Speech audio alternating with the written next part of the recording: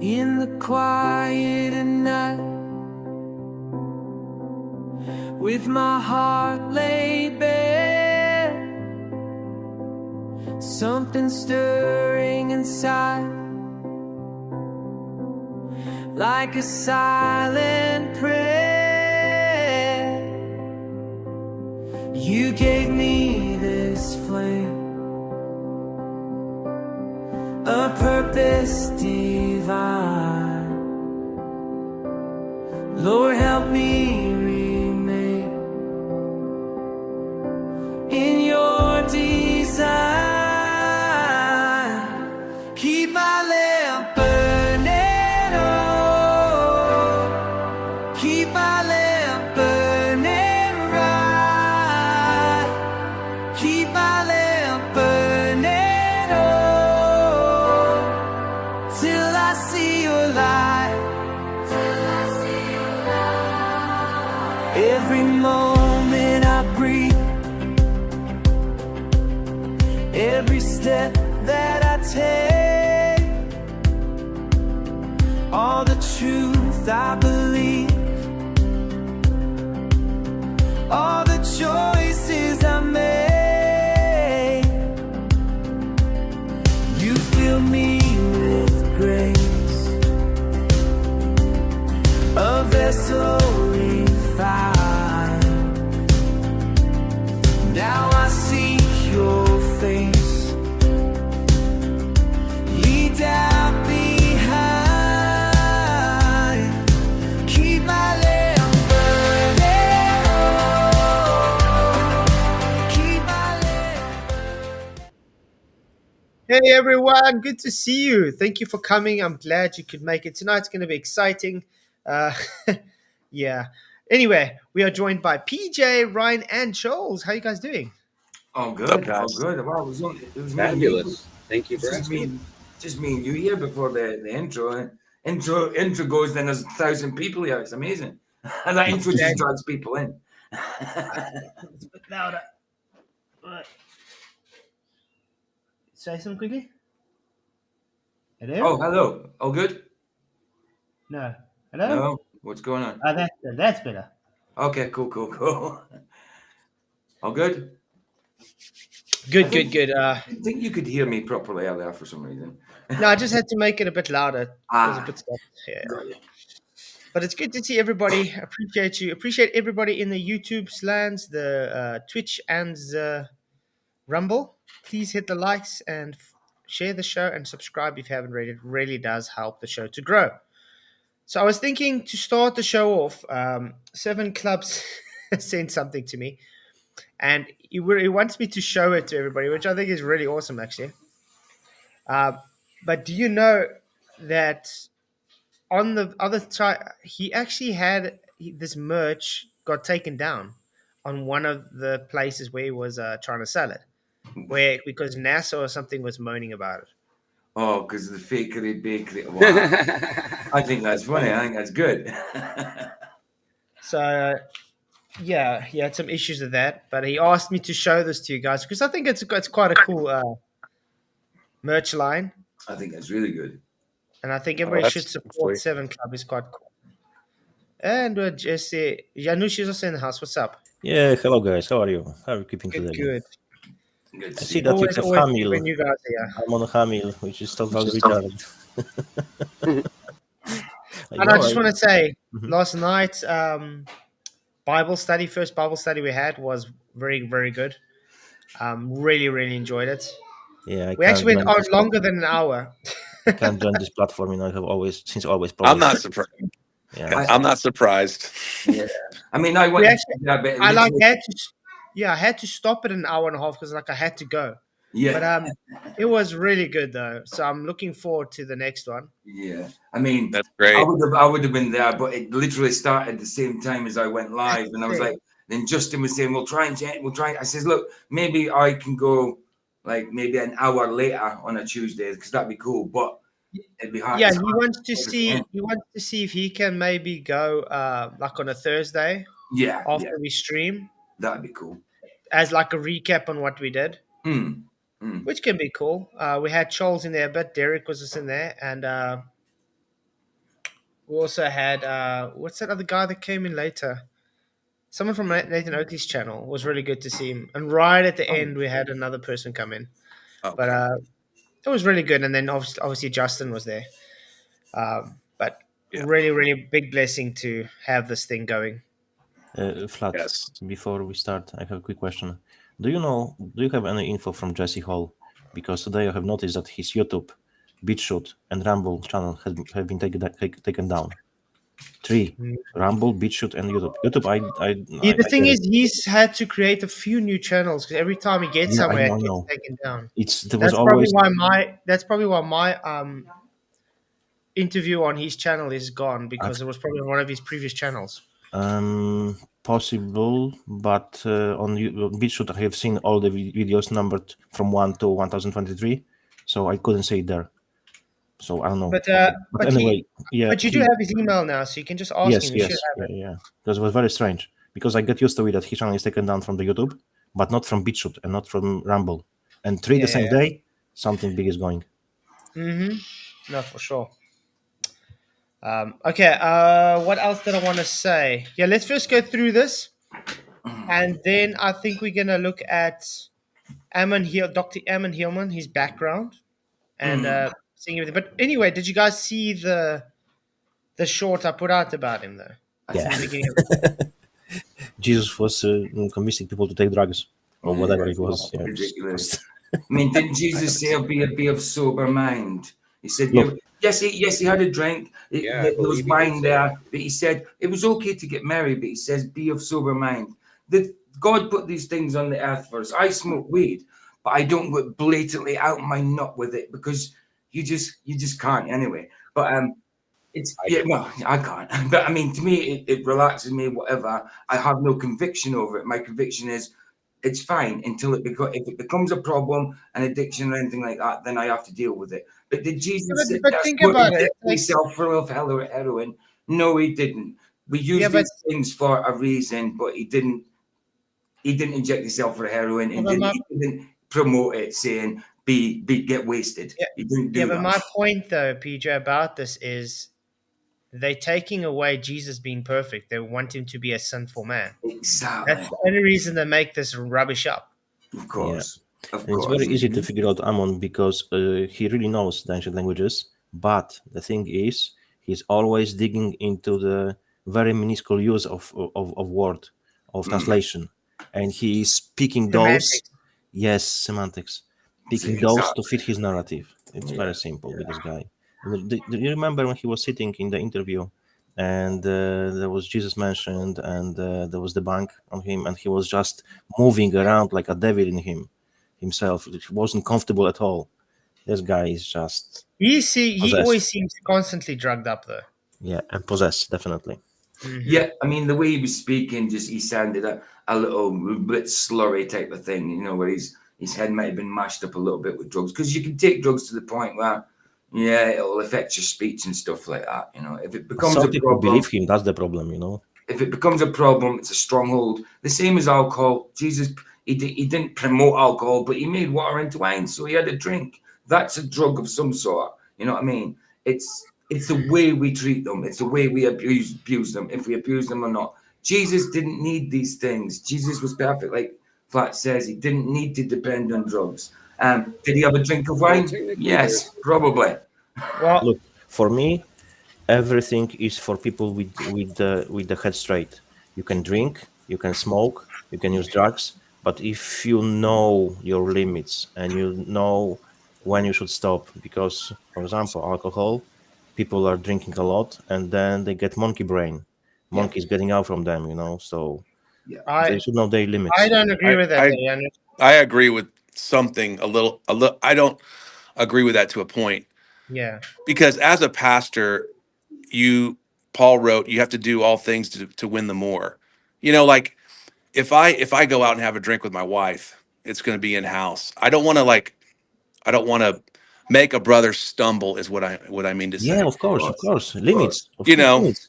Just a bit, for the supper or whatever, for the meeting with friends. Of course, that's what I mean. Even smoking weed, you can smoke one or two. Why not? That's plant. That's healing plant. I'm different when it comes to that, though. Yeah. All right. Because let's put this: too much of a good thing's a bad thing. Of course, same as food. We need food, but too much of it is a bad thing. We need I'm sugar. Too talking much about of it is the a bad thing. You know? excess. Just a bit, everything is for us.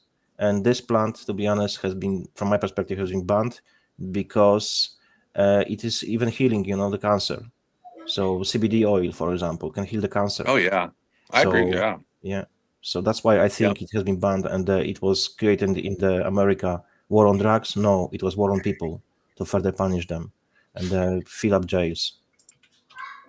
yeah. I think the young people are they're not seeing it that way. They don't see it like a wiser person does. The medicinal purposes and the benefits of it. Yes, They see it to make them feel good. yes, and they use it too much. So Yeah, I agree. yeah, Right. Everything with the limits. yeah. I mean, that's originally why I started taking when I became a heroin addict. Yes, heroin it's a painkiller. It's a painkiller, simple as that. But you can abuse it and become a junkie. I was a junkie. I mean, I don't mind calling myself an ex-junkie. That's what I was. I mean, but has it got other benefits? Without a doubt. Did I abuse it? Yes, I did. Yes, I did. And then it abused me. Yeah. Yeah, you can become a slave to it. Absolutely. Just like, yeah. Exactly.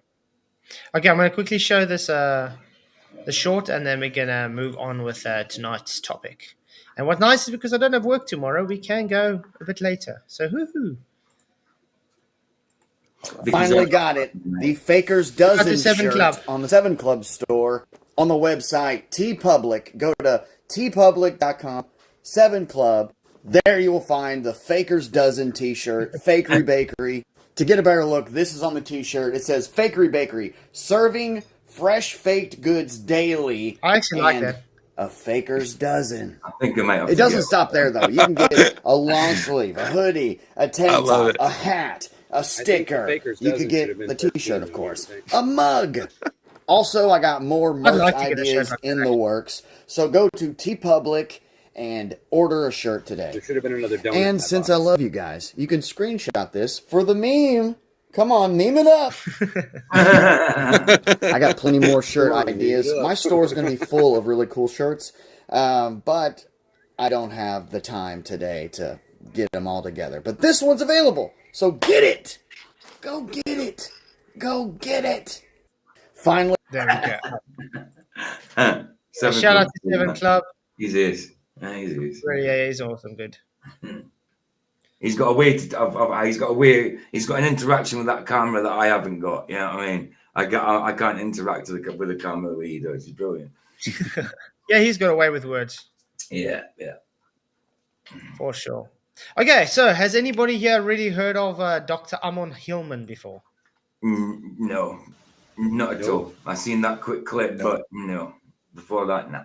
I The did. only reason I stumbled across him is because one of the subscribers told me, he debunked Christianity and you're going to be too scared to take him on. And then I went to go look this guy up and I was like, I can provide you link for the I think 5 hours conversation with him. It's pretty long one of the podcasts. I would need to just find it. And before I knew him, I've seen some shorts, but I was like, oh, this guy is just nuts, But later when I watched full 5 hours, I was, oh man, I didn't expect that, way worse than I expected, to be honest. he's loco. Exactly. That's why what I've seen from him, I'm like, how do people actually listen to him? He reminds me of what's that other dude that also is really he talks out of his ass all the time. Also claiming to be the expert and full knowledge of all hieroglyphic texts and Yeah, the guy who has few channels, yeah? He was debunked for the black fella. yeah.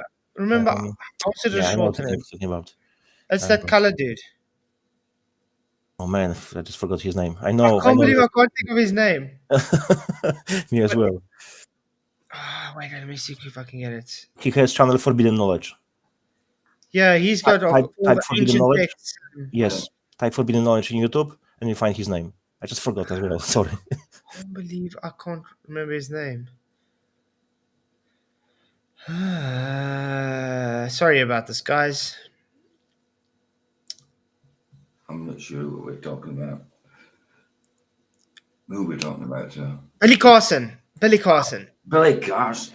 Yeah, exactly. Why didn't I think? There we go. I didn't know you were talking about him. I've done plenty of bloody lives Yeah. on him. So I didn't know you were even talking This about guy him. reminds of Billy Carson through and through. I think But yeah.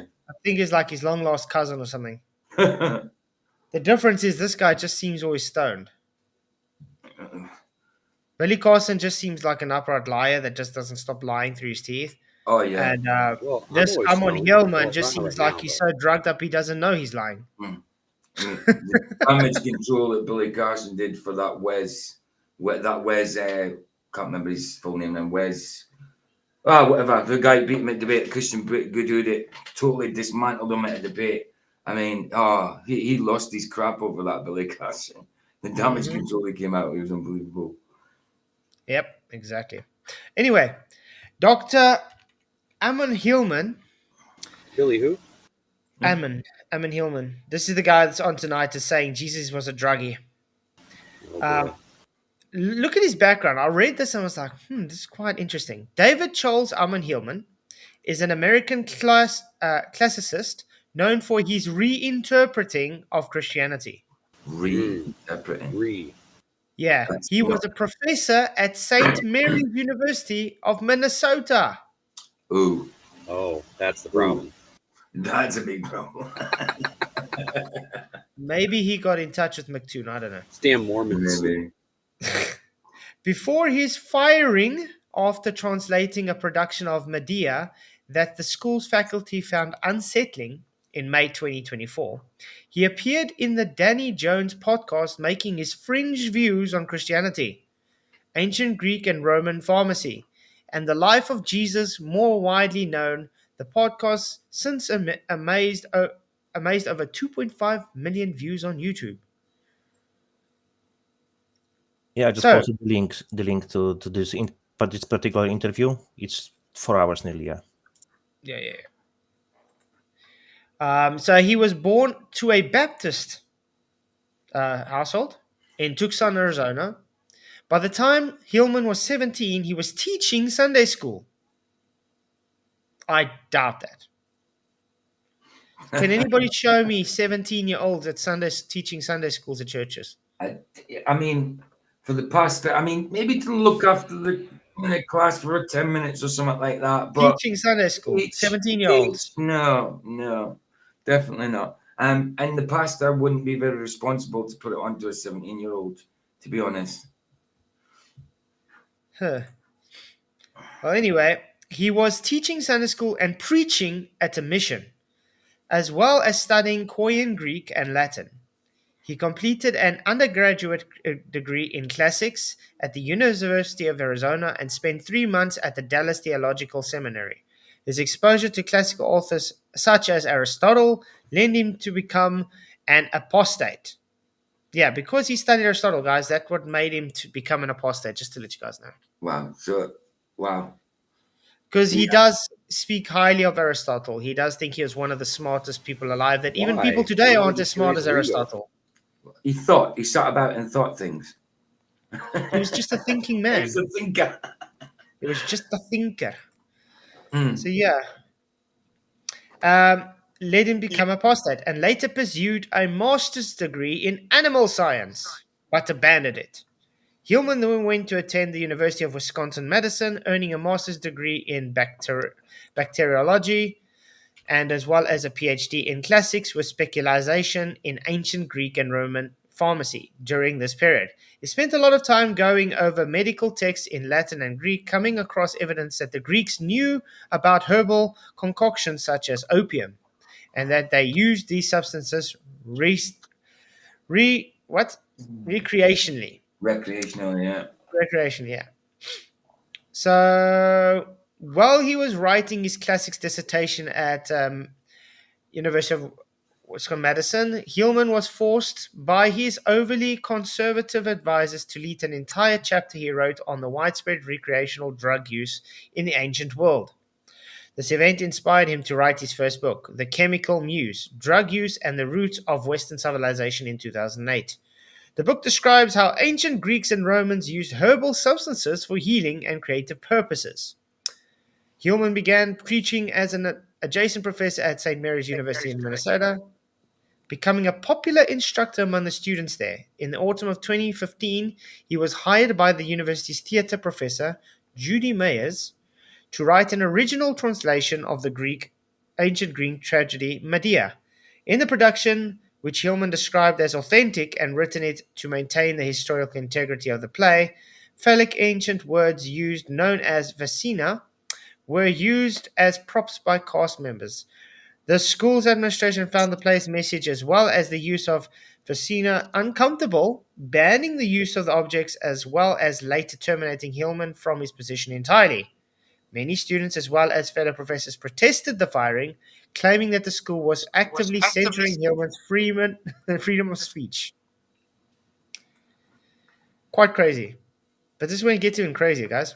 Hillman appeared at the Danny Jones podcast on May 20th, 2024, discussing his views on Christianity and the life of Jesus. He asserted, listen to this, guys, he asserted that the Septuagint was not a translation, but indeed the true original source of the Bible, and was mistranslated into Hebrew language. What? Mistranslated into Hebrew. Into Hebrew. It was written in Hebrew. That's what the Yeah. Torah is. The Old Testament's Hebrew. Yeah, you need to translate it from Hebrew, not into it. The New Testament was Koine Greek. Okay? Koine Greek. But the Old Testament was Hebrew. Yeah. And a bit of Aramaic. Aramaic, yeah, Hebrew and Aramaic, Yeah. and New Testament Greek. Hmm. So how the hell do you take something that came later and translate it into something that's older? You don't. You go just back in lie about time. Weird. Insanity. What's he Hillman claimed smoking? a lot of things. Yeah. Hillman claimed that using his extensive knowledge of the ancient Greek language and pharmaceutical terms, the Septuagint actually reveals the 12 apostles were all prepubescent teenagers, Oh, wow. and that Jesus was trafficking them for real ritualistic and drug-related purposes. What an imagination. Yeah, a particular occurrence he finds interested in is within the Gospel of Mark, where it describes that a naked youth seemingly wearing nothing but a linen garment is seen running away from the site of Jesus' arrest in the Garden of Gethsemane. Hillman claims that when an ancient Greek actually describes it, that the naked youth was not wearing the linen garment, but instead a medicated bandage around his penis, from where Jesus was extracting the antidote to the dipsas, venom he had taken recreationally. Oh. He further What? claims that Jesus actually died of an overdose of Oh. this venom during his crucifixion, as the antidote was insufficient to save his life. How do you know when you've taken how do you know when you've taken too many drugs? This is how you know. Wow. Wait a minute. I've heard it all now. How I mean, does That's- it go to scripture to support this at all? I don't know. This is the first I'm going to be watching this fresh with you guys. This is 2.5 hours long. Wow. Oh, What I did was for my what's name, I went to where it said, where was it? Flat, why are you torturing us with this stuff? Jesus was tripping during his crucifixion.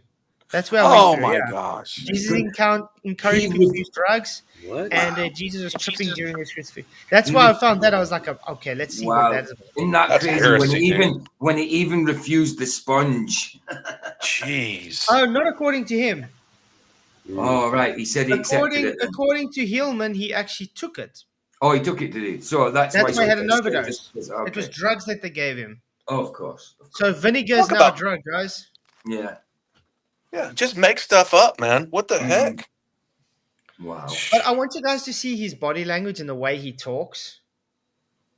And then I think to myself, this guy that's busy promoting him has such a huge channel. I mean, he's like half a million subscribers. And Good grief. he's sitting just like taking up everything this guy says is true. No, he has already over 1 million subscribers. This guy, Already, no, Dan Jones. Yeah, this guy's channel is like 500,000. 5,000. 1.3. Never mind, Danny Jones. Sorry. 1.3, Where did I see wow. 500,000? Was another channel? Maybe he's got 2 channels. But maybe anyway, you were going with the shorts, not the full one. maybe I don't know. But anyway, very big channel, and you would think this guy would have a bit more chutzpah and understanding if somebody's telling the truth or not. But yeah, you guys are ready to get your mind blown. You thought the Antichrist, the Mahdi, was tripping. Wait till you hear this. I think he already did have his mind blown. Thank you, Flatzoid. Don't worry, I've got a lot of more of this if you guys want. There's a lot of crazy crooks out there. Are you sure you're not There taking is. drugs, sir? So everybody says I bring up the mad topics to do with to do with scripture and all that in my channel, but yeah, this beats me so far. Yeah, this takes the cake. This takes. I've got a whole list of these type Space of cake. people. If you guys want to, I've got a whole list of these type of people we can go through. So I'm gonna have to do this. It's so important to be grounded in the Word of God. It's so important, especially today, especially today. Yep, so Right. much confusion. Oh, Oh, okay, but be prepared. My following guest is one of the world's leading classical philologists and experts in ancient Greek, who was famously accused of demon possession and portal opening by the Catholic Church before he was ejected by his university. Due to the highly disturbing nature of this episode, It's playing through someone's. It's through Charles. Charles, you got YouTube on in the background. Oh, he doesn't know. it had to be heavily censored with parts redacted. I know you can handle it, but YouTube can't. If you really hit that subscribe button below, Okay.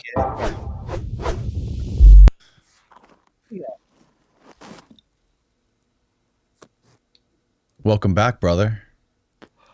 Danny Jones has a good channel. You know, he has good guests, but he's very gullible. Whatever he hears, he believes it straight away.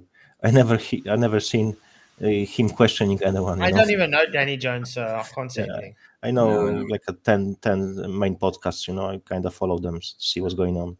okay. I put my phone down for 3 seconds, and I come back, and this guy is smoking with a Pope hat on. Yeah. Yep, Yep. Yeah. Yeah. he's got Quality the stuff on Dagon hat on exactly. Oh, Yeah. And I want to point out, every time I see videos of this guy, he's wearing very occultic, ritualistic Yeah, I clothing. was gonna say he's definitely a demon worshiper. I mean, yeah, he's trying to be edgy for sure. You know that is this that cross cross is- upside down? It looks Yes, like No, I don't think It's so. the All of them are. It's the That's Dagon. Remember, No. if you look at the Catholic Church, But it their Jesuit. crosses are actually inverted. Yeah, Yeah, even there's a during reason for the that. Pope's. This Pope's show funeral. because Peter was Was crucified.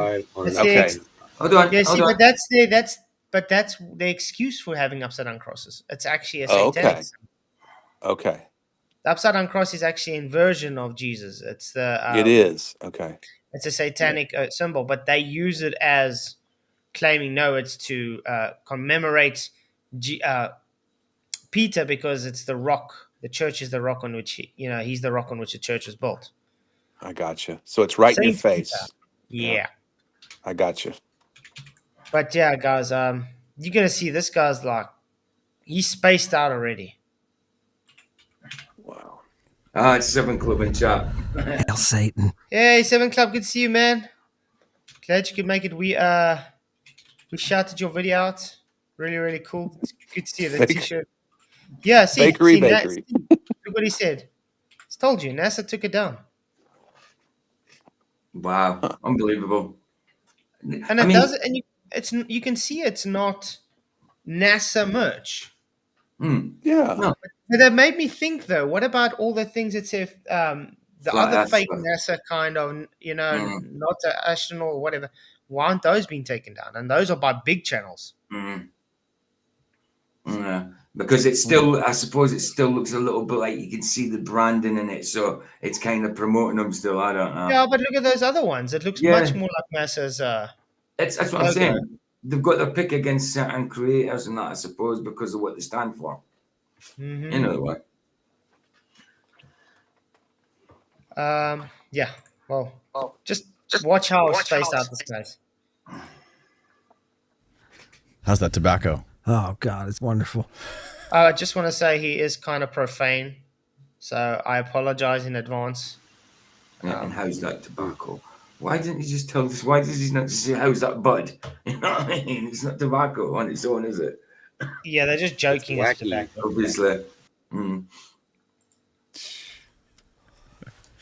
Thank you for having me. Of course. It's Thank you. my pleasure. My pleasure. We you caused a ruckus on that first podcast we did. Okay. And I've learned so much since that first podcast. Yeah. Fantastic. Some of the texts that we're going to go into today are going to make me want to throw up. So I brought my barf bag. I'm ready. Give me more weed. The Greeks were sickos. The Greeks were into some nasty shit. I agree. The Greeks were into some nasty shit. Oh, yeah. And guess what? They're the ones who tell you that's a globe. Mm. Think about that, guys. Just before you want to say something. Balls. Why do you think they love balls so much? Yeah. Exactly. They were a little on the, you know, fruity side. Yeah. Feed me some more grapes. Peel me a grape. Fantastic. Uh-huh. Oh, I had to mute myself, dude. They were very egocentric. Yeah. But just I like the so was candles. Jesus. I've got a text for you today about Jesus that we're going to go with him out in the back. And In the back alley? No, he takes her up into the woods. Okay. Yeah, and I'm going to show you a text that's going to make your skin crawl. But this is the way, brother. so you heard that he's going to give us text. I want to see this text. Yeah. Brad and Tash, Ryan is not decimating at all what the Bible says at all. Don't come at him that way, please. Who's decimating the Bible? Well, they say that Ryan's saying something wrong about the Bible and all that because he's got an opinion on what they've got to say. So he's not trashing the Bible at all. Ryan's not trashing the Bible. Yeah. We've been trying to set up a proper At least he debate. drinks green tea, so that's something healthy. Hold on. With you and a biblical scholar, and we can't get anyone. You know why? Because they see him as a joke. Mm-hmm. Right. That's why nobody wants to be associated with him, because he's a joke. He literally makes shit up university. That's what it's practically about. The guy says the most idiotic things and just claims it's based on the Greek language. Yep. But you see, that's what these guys like doing, just like Billy Carson. I am the foremost runner on knowledge on the ancient tablets. Okay? Let's put it this way, who in the world at this moment can read the ancient hieroglyphics? Practically no one, maybe 1%, if it's so much. Now, how much can really read the ancient Chiron Greek? Maybe 10%? You understand? So when you get to it and you want to debate someone, you're going to need someone who can read the same texts. And it's going to be difficult to get the people that's read that. And it's also, he could just be making stuff up. Where are these original texts he's talking about anyway? Yeah. What You know, original texts? I'd like to see these. What he's talking about. To step in here and talk to you. I think people are afraid of not just what you're saying, but your performative behavior. I think really confuses and terrifies people. Oh God, I love it, don't you? Doesn't that make it special? I think it makes it great. It makes it so much more fun. Why do you think they run? He's not I just like I smoking. said, I think they run because they don't know. I think they're Did you terrified. just hear that? He just told him, I think they run because of this. He said, oh, yeah, yeah. Then it says, why do you think they run? It's like, didn't you just listen to what he just told you? He literally just told you. And people, he wants to know why nobody will debate you. Yeah. I'll debate him. I don't mind debating him. Yeah. Yeah. Sweet. More than happy to debate him. But the thing is, he's going to have quite a hard time bringing up anything that he says is credible. Yep. Terrified by the performative behavior that you put on. You're theatrical in the way that you translate this stuff and the way that you teach this stuff on your YouTube channel. It's I fun. can't find his YouTube channel. And Does anybody know what his actual YouTube channel is? I don't know if it's in the... it's Because I only get all his information on this guy. Ah, there we go. Lady Babylon 666. This is his YouTube channel. Okay. I think it's this one. I'm sorry, Brad. Dash. You need to Open it, stop we'll with this see. crap. Ah, it is, yeah. Lady Babylon. That's It is his that's channel. the name of it. That's the name of his Lady site. Babylon 666, yeah. Yeah, run far from that one. Now, I wonder why no one wants anything to do with the guy. Yeah. Whoo-wee! That guy is oppressed and Well, possessed. Let me show you. This is his page, guys. Lady Babylon 666. 44.8K subscribers. Meet Satan. Medea Christ. Jesus arrested. Wow. Highlights of Lady Babylon season 1. Lady Babylon juggling invitation. Awful. Mostly just shorts. This guy's just there to literally insult Christianity. He is of the devil, clearly. There we go. Jesus used drugs. What is wrong with this guy? He's demon possessed for sure, man. Yeah, for sure. Huh. For sure. Woo-wee.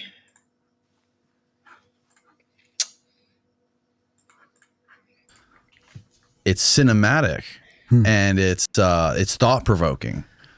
Yeah, no, you're very generous. That's why I like you, Danny Jones, because you're very generous. I appreciate that. I appreciate you. No, the reason you like him is because he's got 1 million subscribers and you only got 44 and you can use 44,000. You can use his big channel for spreading your channel and your idiotic nonsense.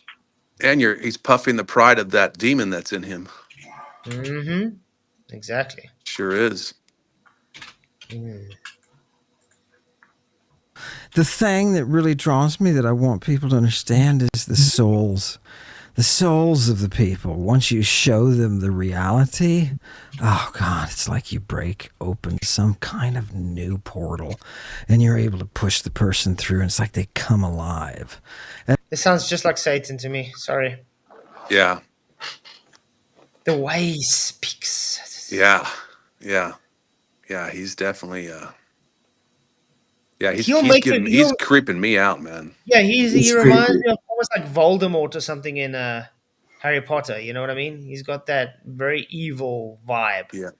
Yep. Slytherin. Conley, that's the guy. Hey, Conley, good to see you, man. Thank you for coming. Yeah, he was in the Bible study last night. Yeah, hello to you. Oh, okay. He looks like, when you look at him, he looks like a freaking guy after 3 days or maybe 4 days of constipation. He looks like he's literally come off fentanyl and he's like trying to overcome his addiction by using everything else he sees around him. He's opening himself definitely to the evil spirits. So, and you can see they are manifesting. Mm-hmm. But if you look, I want to show you an old photo of him, and then look how he looks now. He's definitely gone backwards. Mm-hmm. Does Danny Jones always have those candles by that kind of ambiance, or is it just with that guest? I wonder if it would. I think Yeah, it's it just looks for like that a guest normal guy right now. before. Yeah, Yeah, it's very. Yeah, it's just- Very 2018. almanac. Jesus, Very big almanac. difference. Yeah. But see, this is how he used to look. yeah. He looks. Yeah, A normal guy. He looks distinguished, you know? yeah. He actually looks like a guy who can be taken seriously. Now you look at him, it's like, who's this joke? It looks like he's really gone off the deep end. Like he's very, I don't know, almost like crying for attention. Very desperate. Yeah. And the basis of that are the texts. And the reason people are afraid is, you know, this beautiful, beautiful thing that we have called ancient Greek, this mother who's so sexy. You have to really know what you're doing and have experience and training in the language. And all of our evidence from antiquity, I wouldn't just sit here and make up stuff with you, Danny. I wouldn't. All of our evidence from antiquity, that's what I handle, and people are afraid of that. Right. Why would people be afraid of that? I don't know. Why would people be afraid of that? I think that's. Well, it I'm would be calling great bluff if we on could that. all just get high and then not worry about it, but that's not necessarily the truth, is it? But I mean, that's why I said this guy literally reminds me of Billy Carson. He just said, "I have the tablets. I have this. I read the foreknowledge." It's like, okay, present it. No, but I'm telling you, I got the originals. Yeah, he's wearing Where? his ego on his sleeve. Just like this guy, where does he get the originals? All the original manuscripts and stuff are literally in the vault by the Vatican. The same Vatican that kicked him out, you know, that barred him from being anything got to do with him. So what the hell is up with this guy? Are they going to let him have the manuscripts? No. I mean, if this guy had to show up and say, hey, guys, I'm going to study some text, they're going to probably laugh at him and tell him to futak.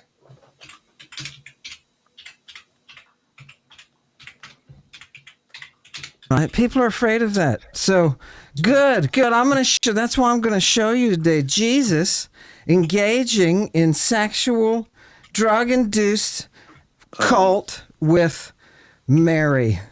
I You're rebuke, I would gladly to see his, What? rebuke that. his debate With with the, Mary. His with own the- wife. His own mother. I rebuke that. That is... I would gladly see his That debate is- with Wesley Huff.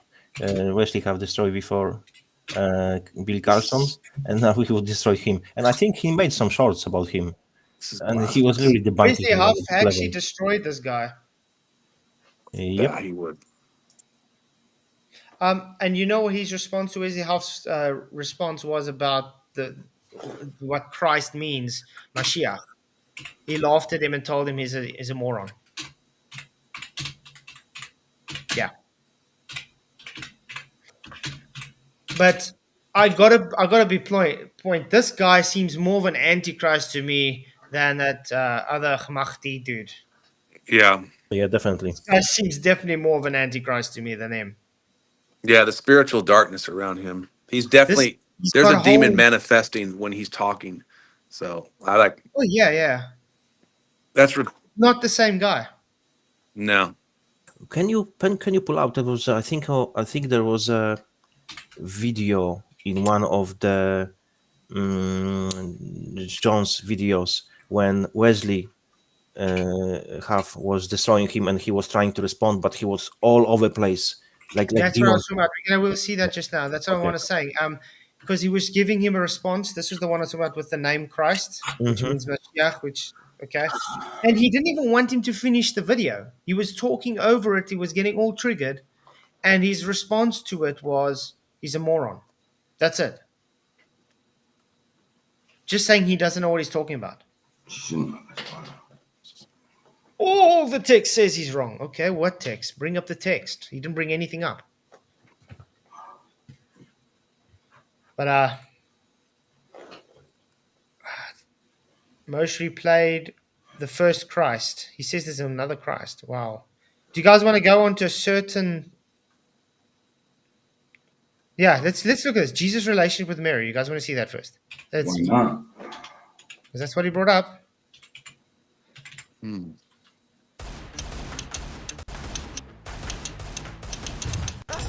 Hit the like, share the show, guys. It really, really does help. Appreciate. Oh God, eat my ejaculation, says Jesus Christ. It's alive. Oh, we just had this advert. What the hell? You can't tell me he's sitting there looking at him thinking this guy's not insane. Come on. Oh, my goodness. Look at that face. I've So got, that's what he told Mary on the mountain. yeah, in the woods. He took her out in the woods. Yeah. Okay, let's rewind it so we can hear the more context to what it is. Okay. About what's in there. Right? You can. It's very easy. I'm telling you. There is stuff. Oh, I'm going to show you today a new one. You guys are going to love this. Oh God, eat my ejaculation, says Jesus Christ. It's alive. That guy seems freaky too, by the way. That smile he gives when you're looking I can't listen to this guy, man. I'm sorry. it's quite crazy. I'm Bother. trying really hard. I can't. I just want to see where he gets the information. I don't want to listen to what he's saying about it. I just want to get where he gets the information because he says he's presenting. Where's he presenting anything? The discussion, yeah, what? Guys, this is bad. It's like Yeah. the discussion here was far too satanic for YouTube. I would think so. Go to patreon.com to see full uncensored episode. Jeez. I wonder if this guy's a Satanist. KK, I wouldn't be his surprised. name, the Probably. interviewer, is Danny Jones. I dropped the link to his channel if you want. Wow. The Throne of Satan, featuring Dr. Ammon HIllman. Brings therapy. He's a Satanist, guys. Oh, yeah. Yeah. Oh, yeah. The Throne of Babylon, Lady Babylon, the Throne of Satan, brings therapy, featuring Dr. Ammon HIllman. Woo-wee! That explains a lot. Yep.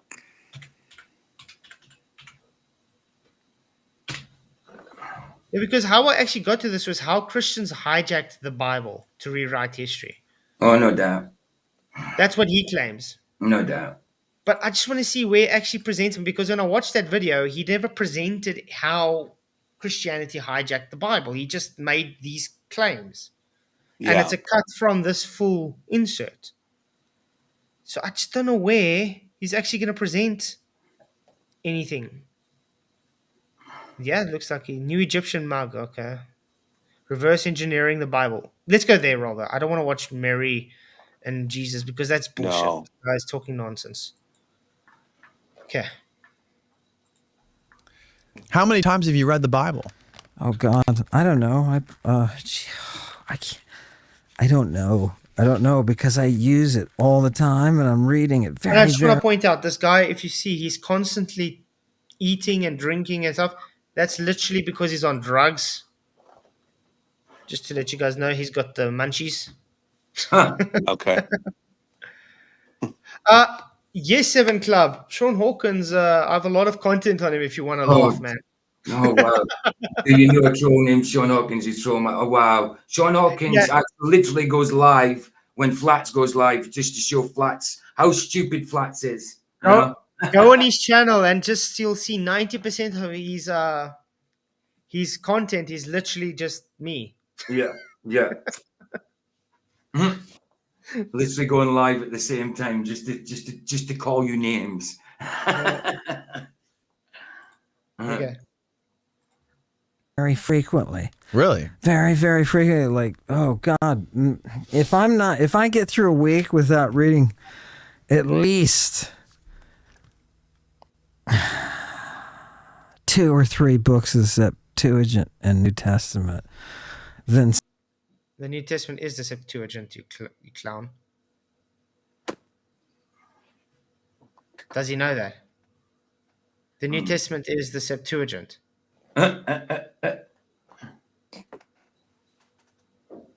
Wow. So the guy can't even separate the two, and he wants to claim to be this brilliant scholar.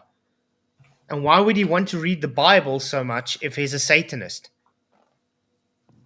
So we can learn how to twist it Probably. and counterfeit it. And But that Yeah, doesn't you- make sense. He's contradicting his own claim. He claims the Bible is hijacked. Christian has hijacked what's actually said. Why doesn't he just only read the true manuscripts, as he says? Why is he reading a fake then, if he claims it's fake? I mean, that doesn't make sense. no, it doesn't. Cold Jewish chewy Something's toy. wrong because I consult that literature frequently. Yeah. And I love to read it backwards. The best way to read the apocalypse is to read The reason he reads it backwards is because that's a backwards. satanic ritual. Oh, It's called perversion. Sick. Oh, There we go. There's your answer. There it is. There it is. Wow. it backwards. Why is that? Because it was designed that way. It was designed backwards? Yes. What do you mean by that? It was built. It was what? It was reverse engineered. The climax, right, was punctured itself into another universe. Boom. Gave you the apocalypse. Why are No, the reason he's drawn to the apocalypse is because he knows their time is very close. And they're trying to comfort themselves in knowing it's not there yet, but they know it's very close. So they're scrambling as much as possible to get everybody to go with them. Yep.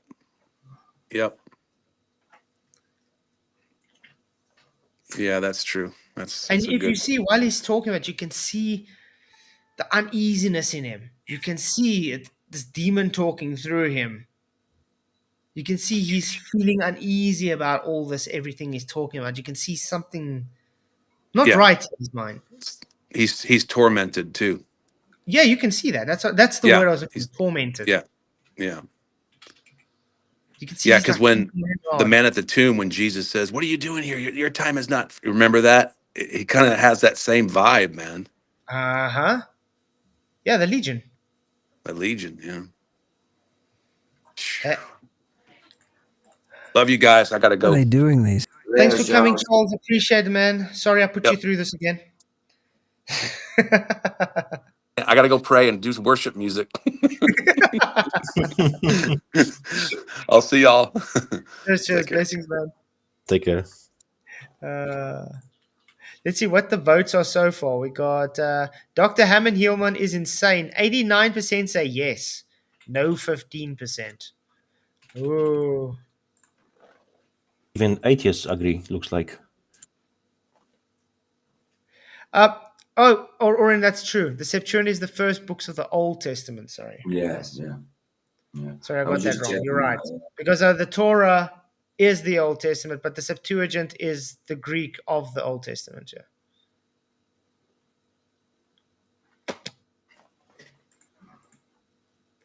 These things. The first time I noticed this was when I was reading the PGM, The magical Greek papyri. the Greek magical papyri, and they have these What? PGM. What's that? They doing these things. The first time I noticed this was when I was reading the PGM. What the hell is that? PGM. Pagium. I think maybe he's just saying something else, but he's that mash up in drugs he doesn't know how to pronounce the words properly. Pagium papyrus. See if I can get something on it.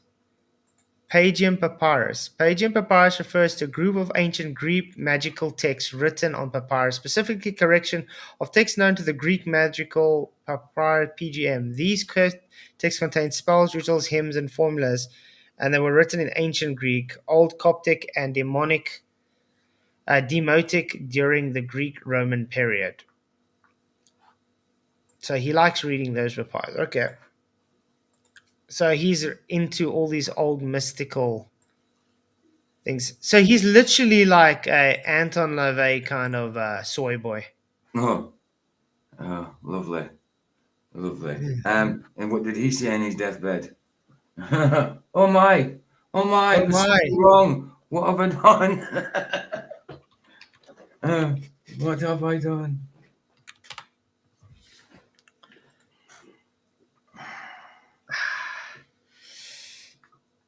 Wow, amazing, eh?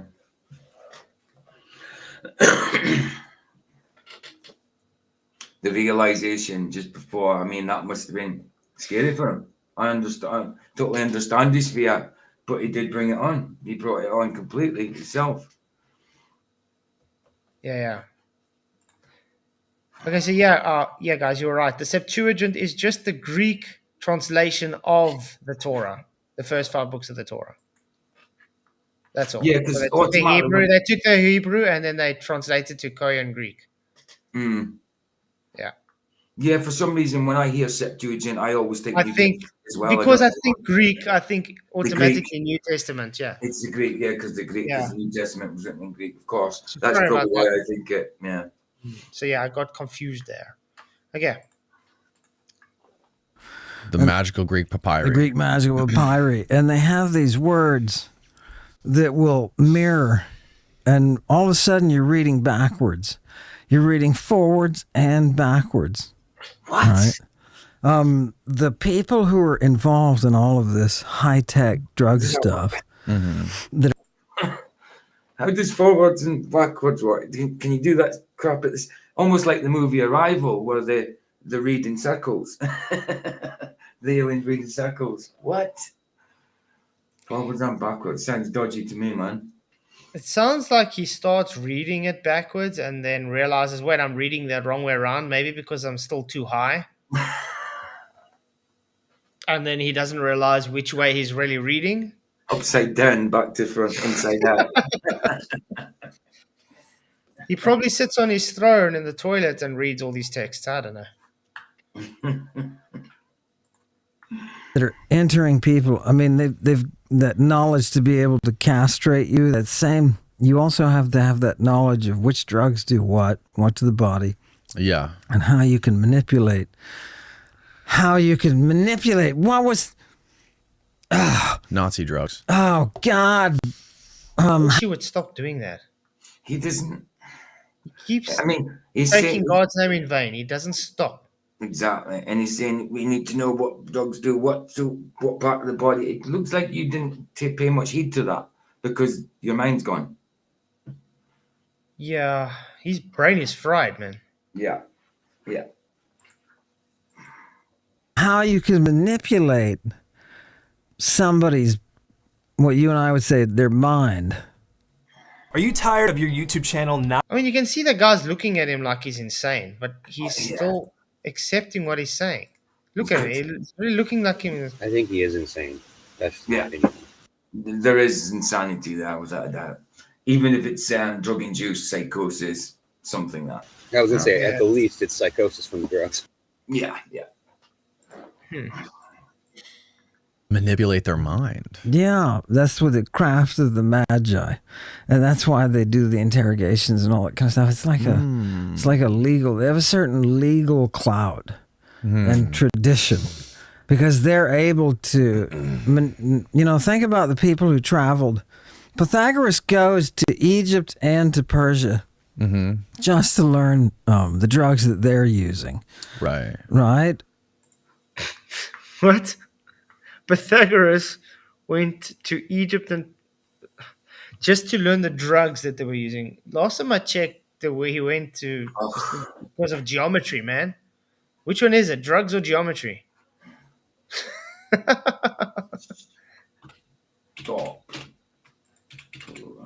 And think about the clout that you have, the dictators or kings, tyrants, whatever you want to call them, have entire boards of magi that they consult. And one of the favorite things that you and I can all consult is the eunuch and the chief eunuch and his eunuchs like Daniel, because these are the prophets. Daniel's not a eunuch. Daniel was not a eunuch. What's he talking about? Was Daniel a eunuch, guys? Daniel a eunuch? No. No. He's No. claiming Daniel was a chief eunuch. No. Daniel was not a eunuch. No. I gotta see this Bible.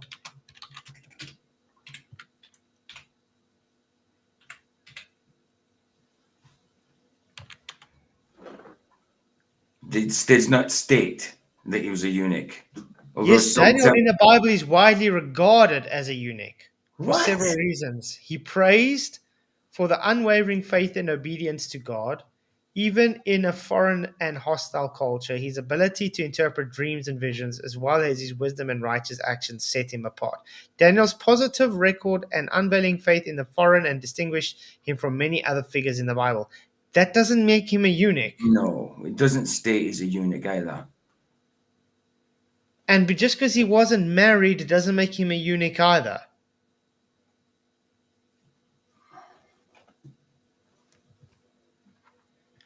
So they're saying because he was never married and because he was a slave and it was common practice to castrate slaves in that era, he was probably a eunuch.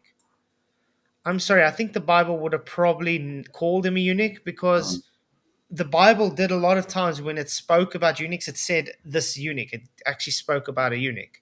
Yeah. Daniel didn't bring Daniel up as a eunuch. Yeah. Brad Tasha, I don't want to talk about the topic. It's just the same every night in chat. Didn't come after you. You're the one saying stuff, so people are going to notice it. Simple. Nobody came after you. Yeah, just stop, guys. All I this know. I'm sick of it. fighting for absolutely no reason. It's like just not needed. Anyway, yeah, I don't think Daniel was a eunuch. Just because they believe so doesn't mean to make him one. No, not at all. So it's just conjecture, though. They're able to see, right? They've been given the gift of vision. This is nothing new. It's all over the Mediterranean, bro. Right? It's all there. And that gift is given through that serpent combo that's wound around that staff. Yeah. Yeah. And that is the theriac and the death inducer. So if you'd been there, you'd understand. You wouldn't have to sit here, breathe it. Oh my God! Right? Were there any stimulants? Did they have cocaine and heroin back then? I just want to know, what has any of this got to do with reverse engineering the Bible?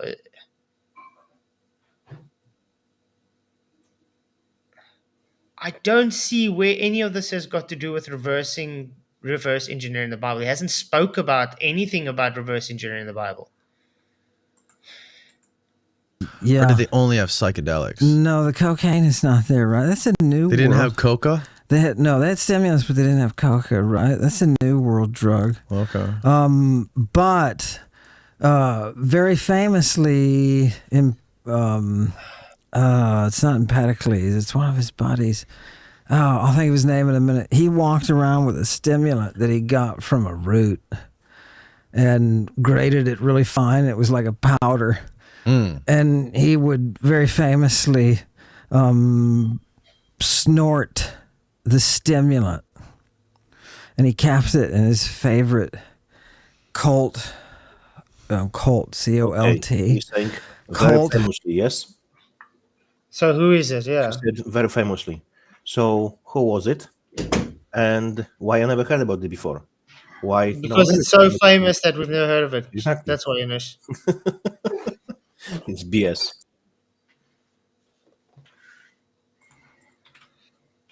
Hoof. Colt hoof. Right? Make that thing come alive, man. I'm looking at its tiny pee-pee. He kept it in a hoof Maybe keep the top on. from a Colt. C-O-L-T.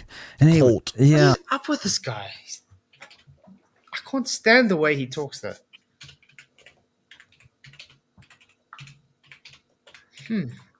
I think so. And he would sniff it. It was either that or a cow. I don't know. He would sniff it. And it would cause him to be able to, among other things, time travel. Time. So this famous guy we've never heard of had a colt hoof with some magic medicinal powder in, which you'd sniff and become a time traveler.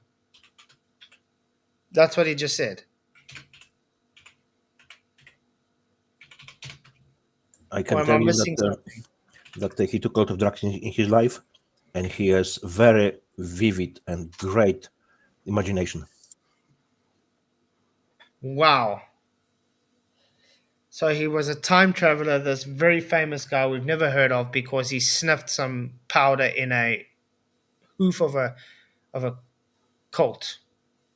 Okay. Don't Time travel. don't be so Yeah, humble. With a It was stimulant. you. And I still don't know where he's going to explain how the Bible is reverse engineered, though. I just don't see that. Whoa. They would do it in caves, and people would end up getting older. And you get these. Really? Maybe because you're so drug induced when you wake up when you're like, oh, I'm older than I was because I was lying in a flippin' cave the whole day, zoned out. You're not getting younger, you're getting older, correct? That's it. That's it. Tend to be for it. Oh man. So that's time traveling, guys, because you get zoned out because of drugs. When you wake up, you're older than you were. So that's time traveling. Okay. These lifespans. If you don't believe me, check out the lifespan of Pythagoras. Pythagoras was going into caves and traveling through time. Okay. Let's see. Lifespan of Pythagoras. Okay. Pythagoras born about 570 BCE on an island of Samos. He died in Metapontum in the modern day Italy about 500 to 490 BCE. That's normal life expectancy of people at that time. So what? He died at maybe about 80 years old?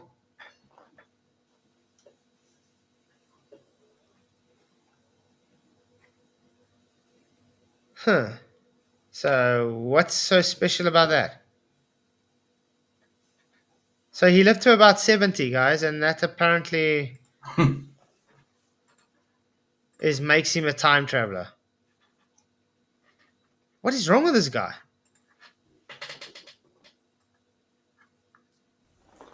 He lived in a cave.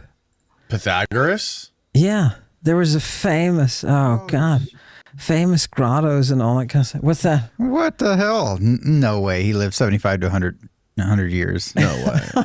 75 to 95? He lived that old? No, That's what I said. What's wrong with that?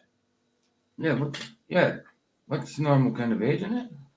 Yeah, I mean, Okay. they looking at normal people like peasants and slaves and stuff that were maybe about 40, 50 years old because they usually died in battle or sicknesses or whatever. Yeah. There were Vicky's still next- people that reached 100 years old. There were still people that reached 120. It doesn't mean Yeah. that he's a time traveler. Vicky's next door neighbour's 94 or something, isn't it, Vicky? Something like that. They still put her, he still put her about in the garden and stuff. Yeah. 90 odd year old. But how does it make him a time traveler? And by the way, that's speculation, by the way. That was speculation. There's no even really documentation how old the guy was. That's why it's all around that time period. And that's how it usually is with all these Greeks. It's all just based on hearsay. There's no actual evidence for them. oh, he lives way longer. What? Yeah, What was the average lifespan Like- of people back then? 200 years. Average lifespan is no different than yours. The Really? Yeah, The no, lifespan no, no. was the Oh, so same. in other words, what he just brought up was a lie then? Is that what he just claimed?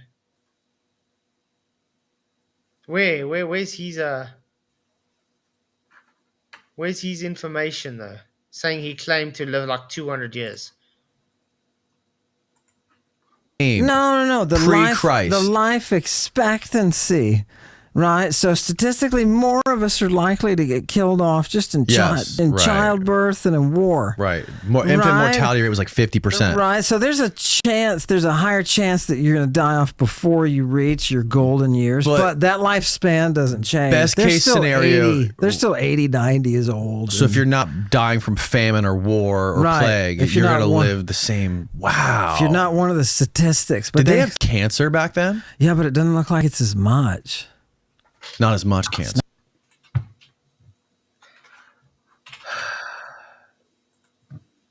Sorry, this is hard to listen to. Yeah.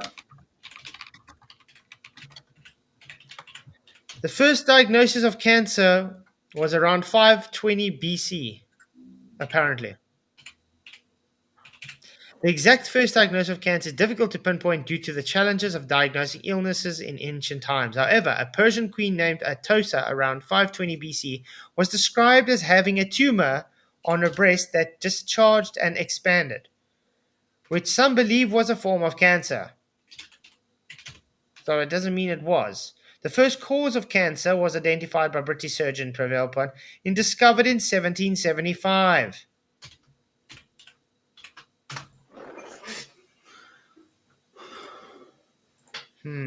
Interesting stuff. Not as prevalent. They do have it, though. Yeah, they do have it. Really? Yeah. Did they distinguish like different types of cancers and like what? Like no. Were they removing? Did Galen ever do any tumor removals? He did a breast. He didn't do a tumor removal. He did a reduction. So he reduced the tumor. He opened it up and they took his hubu. BB, yeah, we don't want to hear him talk about Hail Satan. We know he's a Satanist. We established that. We're trying to get where he actually presents anything of substance, any evidence. I mean, we're watching this where he's supposed to be reverse engineering the Bible and he's not even talking about it.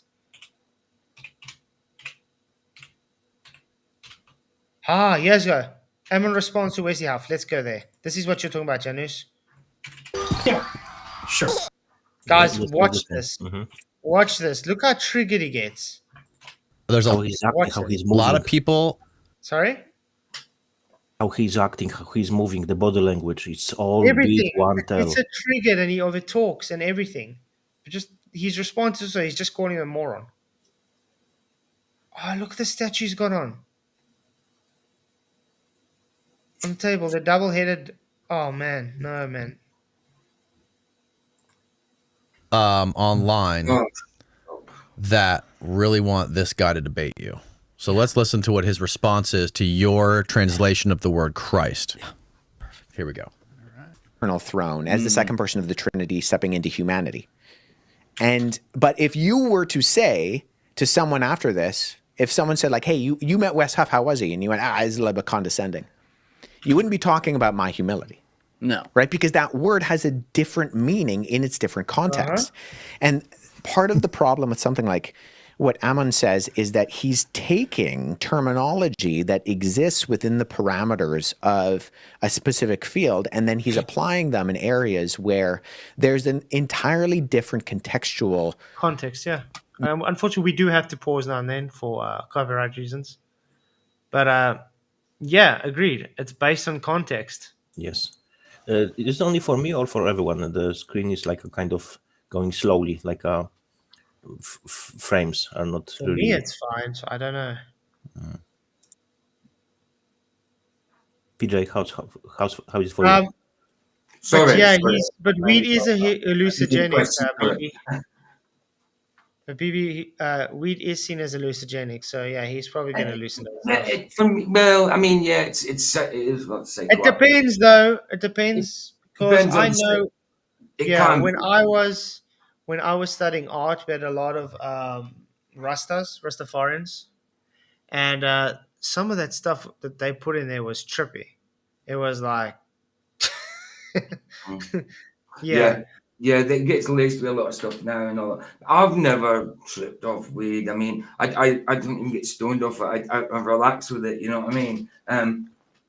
But for some people, you get certain types, yes, that can get to the point of hallucination if you're not used to it and stuff like that. But it's not it's not a psychedelic drug as such, not like LSD and MDT and stuff like that, you know. Obviously, it's psychoactive though. Yeah. Meaning and spectrum of understanding. It's a big So turd. part of Pinch what it he off. said that some people jumped on was that See what he's doing? He's supposed to be listening to what he's saying. And there's like already just, how can I say, insulting him while he's talking. he says that the word Christ comes from the Greek word krio, which Yes. it does, right? To anoint. And in ancient Greek medical Which first comes from Mashiach, which means Messiah, anointed one as well. Again, in context. So Huff is correct. Basically, Huff is correct in this. texts, there is a usage of that. Look how uncomfortable he's getting listening to this because he knows this is right. He just can't accept it. He has capitalized on with applying drugs to your eyes. Now, more broadly, Rio does mean to rub, particularly a liquid ointment or substance, on your body. So this relates to everything from bathing to ritual practices in religious circumstances. But you could likewise say if you were an ancient Roman and you... Or it's the same when Samuel anointed David as King David. It was the same. He rubbed it on. Just anointed one. Exactly. Wesley Huff is 100% correct. Had a bath and you came out and you put on cream, skin cream, Right. so your skin didn't dry out. That was an example of Rio. You were applying it to your body.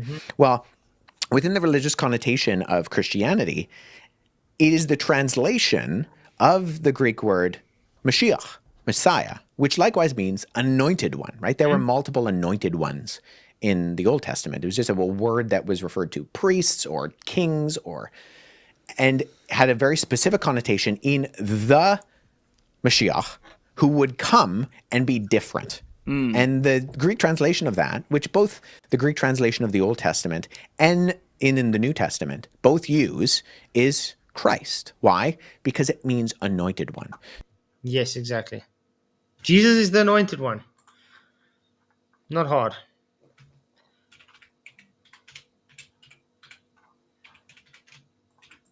So Ammon takes that and he says, well, in this very specific instance, in this stream of classical medical literature, it means to You see, apply. he can't even just sit still. It's so hard for him just to sit It's and actually concentrate. very strange in a way, yeah. Yeah, I know he's feeling awkward and it's hurting him because he knows it's right. But I do think that is the drugs in him that's making him be very fidgety. You know what I mean?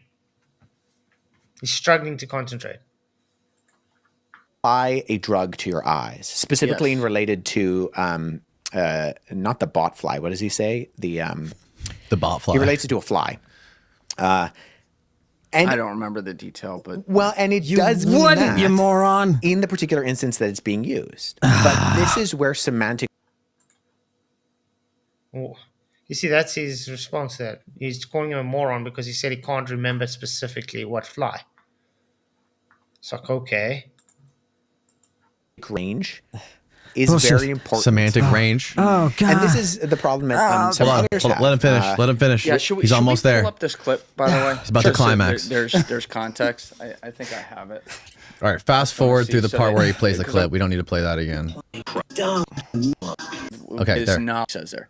But you're saying that like he's stretching some of his knowledge on the pharmacological history of language and bringing that into, say, Jesus's lexicon and how he says things. Yeah. you know. So there's two sort of terms that are used specifically within biblical studies, but this applies to anything within the ancient world where we're trying to come up with translations in deriving meaning. The first is there's a discipline called hermeneutics, and hermeneutics is the Why is he laughing?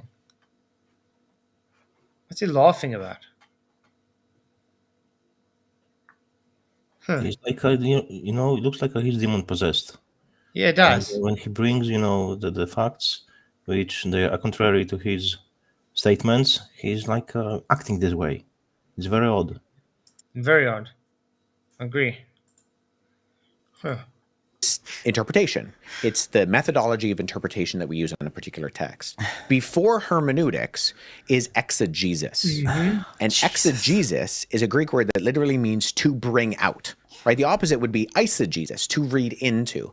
So when fingering you're me. something and Thanks, Seven Club. That's the name I was looking for earlier. Wes Hoff, when I was talking about Billy Carson. That's what we're talking about now. Okay. Shows how you're concentrating. I'm not concentrating. My mind's elsewhere because of what's bloody going on. We've literally been talking about Wes Hoff for the last, I think, 5 to 10 minutes already. Yeah. See, my mind's completely off of it. Completely off of it. Seven Club, unfortunately, Wes Hoff is a Glober. Yeah. Good debate, though. But I would still love to talk to one of these guys about biblical cosmology and see what their thoughts are. Like Wes Hoff, because he's got some good knowledge on the Hebrew and the Greek. And I think he would be kind of honest if he had to look into the roots and text meanings. Yeah, but I have heard a statement from the West Half. He said that he's not taking any interviews because he's doing whatever, I can't remember. He was focused on family and his research, so mainly he's not taking any interviews. But he said it doesn't mean he will not take in the future. Yeah. you're looking at an ancient language, you're trying to get at the author's intention by different levels of contextual application. He's pulling the demon out of you. Stop. You're trying to stop. I can't. You're over talking him, man. He's literally over talking. You see what he's saying? Weird. Stop. And what Westhoff is saying is true, but I'll make a comparison. He is acting the same way now when Wes he's speaking, when preachers are on the street corner and they're preaching, and the people looks like they're possessed. Yes, that's the same. They go and attack the preacher. Mm-hmm. Exactly. I can't take it. You look like you're going through an exorcism right now. Steve, is stop. Wes Huff pulling the devil out of you right now? God. He's Oh God, confusing stop! and It's so Haven't you bad. ever heard of hermeneutics? It's realms of how we do. Stop. You're trying to get to the intention of the author. No, you're not. You're reading an ancient language. Ammon, you're pulling out a specific context in Galen's medical text and trying to apply it to everything across the board, which is intellectually dishonest. Here's the problem. I'm not pulling it out of Galen. All right.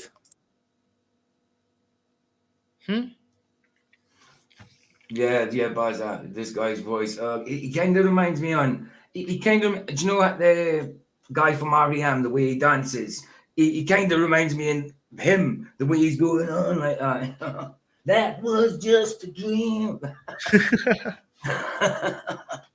I don't think I would be able to sit by this guy for a long time and listen to him talk. No, he's inflicted with demons. Probably from me, he would just get a slap across his head, and I would tell him, "Chill out." That's normal. It's crazy. Does Galen have it? Yes. Euripides has it. He gets a sex drug that is a Christ. One of the characters asks, is it a Christ? This is not from the medical. This is from everything. Everything, Wes Huff, you fucking fake. Ooh, where's it from everything? Show us this, please. Show us the evidence, yes, supporting your Show claim. it to us. Don't just say it's from everything. Show it. I mean, Wes Huff a fake. I mean, I've heard him debate about Christianity and that, and he's really he sticks to scripture, so I don't know what he's faking at. Yeah, this is why he wouldn't face me. I can tell you right now, and I can tell your audience. Your audience must know. This man does not really read Greek. He's, finishing his PhD? He's finishing his PhD. Yeah, he's finishing his PhD in biblical studies. So he doesn't know root Greek because he's finishing his PhD. Yeah. He probably didn't face him because he didn't think that anything good could come out of debating him, because the way he acts, he's not going to take anything in. Not that it's about like him, but obviously Wes would want to talk to him in a way of trying to get Christ through to him, because that's what he'd want to do, is a believer in the gospel, the Great Commission. What that means, it means he's had a couple of semesters of Greek. Yeah, he was able to say the name Xenophon. That was nice. Dude, does he read ancient Greek? No. That's why what comes out of his mouth is theological bullshit. This is not a craftsman. This is not a skill. This is theology taking you into a back alley and putting its finger. Oh, I see hypocrisy beyond a level. You literally are a theologist, you moron. This guy is literally a theologist. He spews his own theology. So he's an hypocrite. He doesn't like he doesn't like when other people show root words and how he's wrong. He doesn't like hermeneutics. Where did we see it? Rakia, for example. Crust of the earth, yeah.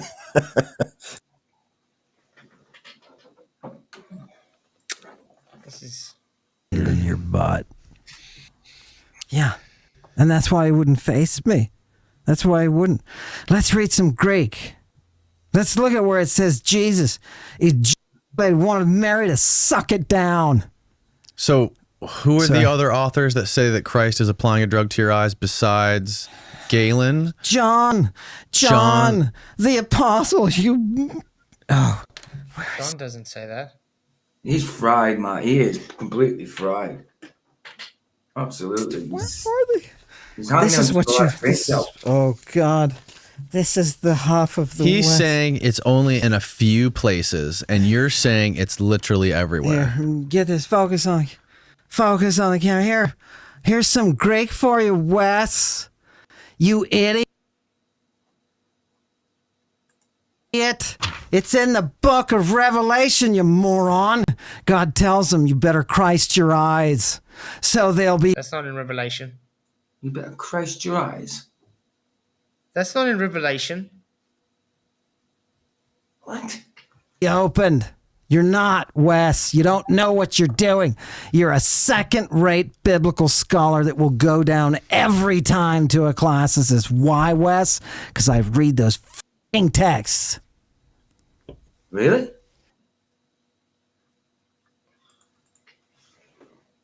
That doesn't say that in the Revelations.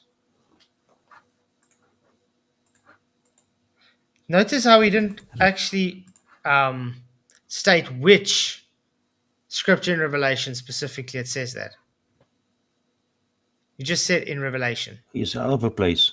He doesn't provide any substance to support his claims. He just said trust me, bro. It's there. It's everywhere. But maybe he should provide some? Just a guess. Just a thought. I said, Obama, the thing is, that guy's got like 45k subscribers on his satanic channel. One guy was telling me, oh, look, listen to him. I was, man, I did. No, he's great. Man, I heard about That's him. the only reason I looked this guy up, because one of the subscribers said, oh, he totally killed Christianity. He demolished it. You guys are just, you're all just stupid. I'm like, okay, let me check it out. And when I started looking up this guy, I was like, what are you talking about? This guy hasn't debunked anything. He's literally insane. He's in his own head. He's debunking in his own head. He's mentally deranged. Mm-hmm. There's nothing kosher about this guy. I mean, yeah, deranged is just that's mitigating how bad it is. It's like, this is the kind of guy, if you want to give him a birthday gift, you buy him a straitjacket. He'll probably thank you for it. That's comfortable. Nice. I like to do that when I do my LSD at the weekend. Saves me from getting into trouble. How do you really feel? Let me tell you. Sometimes I think I can feel their buttocks. You're passionate about I want to that. see something actually. I feel high. Let's go back. I'm so high Let's like go a back kite. to where, let's go back to where he shows that picture Opened. page. You're not wet. Show it. Show it. Go down every Show it quickly to us. Oh no, I already showed. text. I'm to a class that says why West Is it? biblical scholar, not West. Show it. Better. It's it. There we go. Here's Yeah. Let's see if we can find the Koine Greek word for Christ and see if that's what it puts up. How's that sound, guys? Yeah. See, industry, kink in antiquity. Sex industry, kink in antiquity. Oh, shoof. Yeah, he's the Mr. Babylon.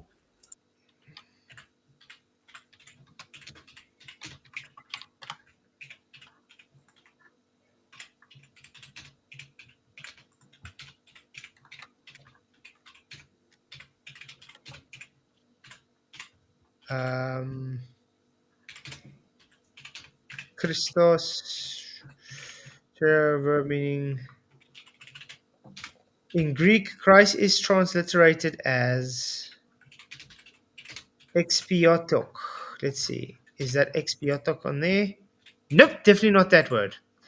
Let's see. It's your anointed, to meaning to anoint. Huh.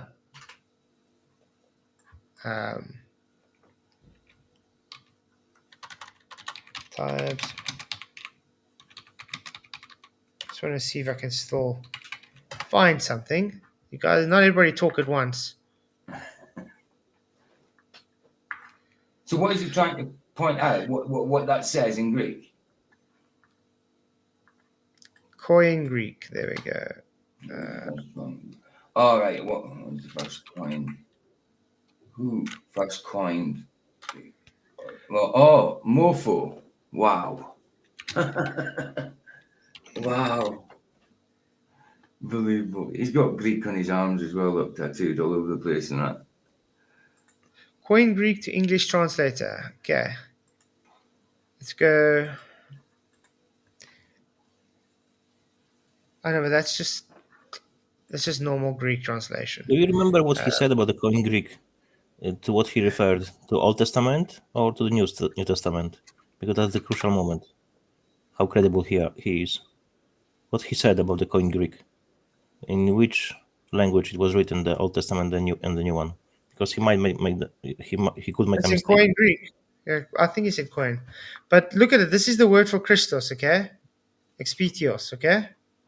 Which means to anoint, like he's talking about. The Greek Septuagint, correct? Yes. But look at what he's got on screen. That's not that word. What word is that he's got on screen there? Different word. Huh. So in other words, he's making shit up. Again, if people don't believe me, there's the word for Christos, for Christ, meaning to anoint. Let's look at his word.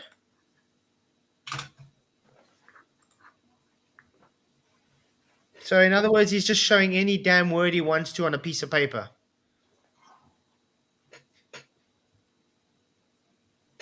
There's motherfucker over there word.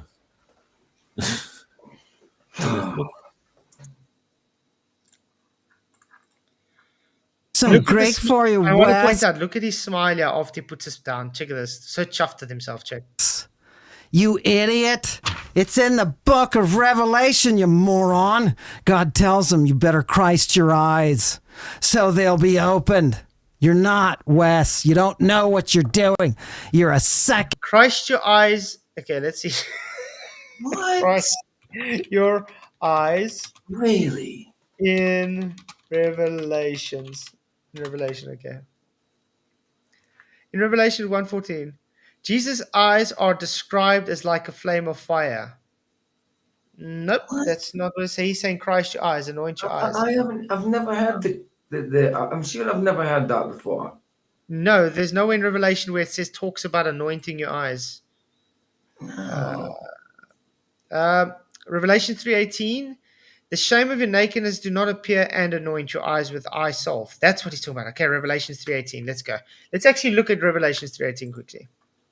Right. I want to get to just go to New King James. Why not? It's easier to understand. Okay. I counsel you to buy from me gold refined in the fire, that you may be rich, and white garments, that you may be clothed, that the shame of your nakedness shall not be revealed, and anoint your eyes with eye salve, that you may see. It doesn't say anoint your eyes with Christ. No, I've never heard it. Okay, let's go to the Blue Letter Bible so we can get the lexicon.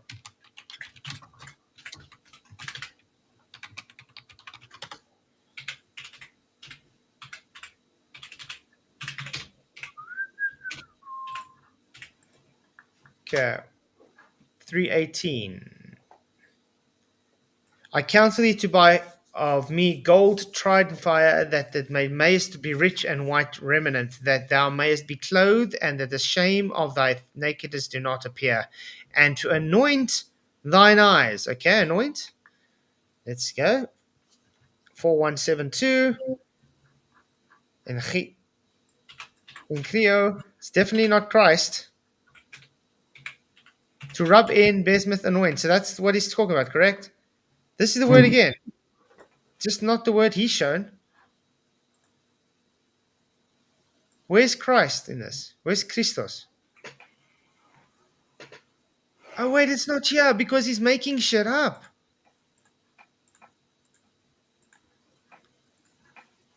Yeah, to confirm it, I as well have pulled it from the Matthew's Bible. Nothing there like that.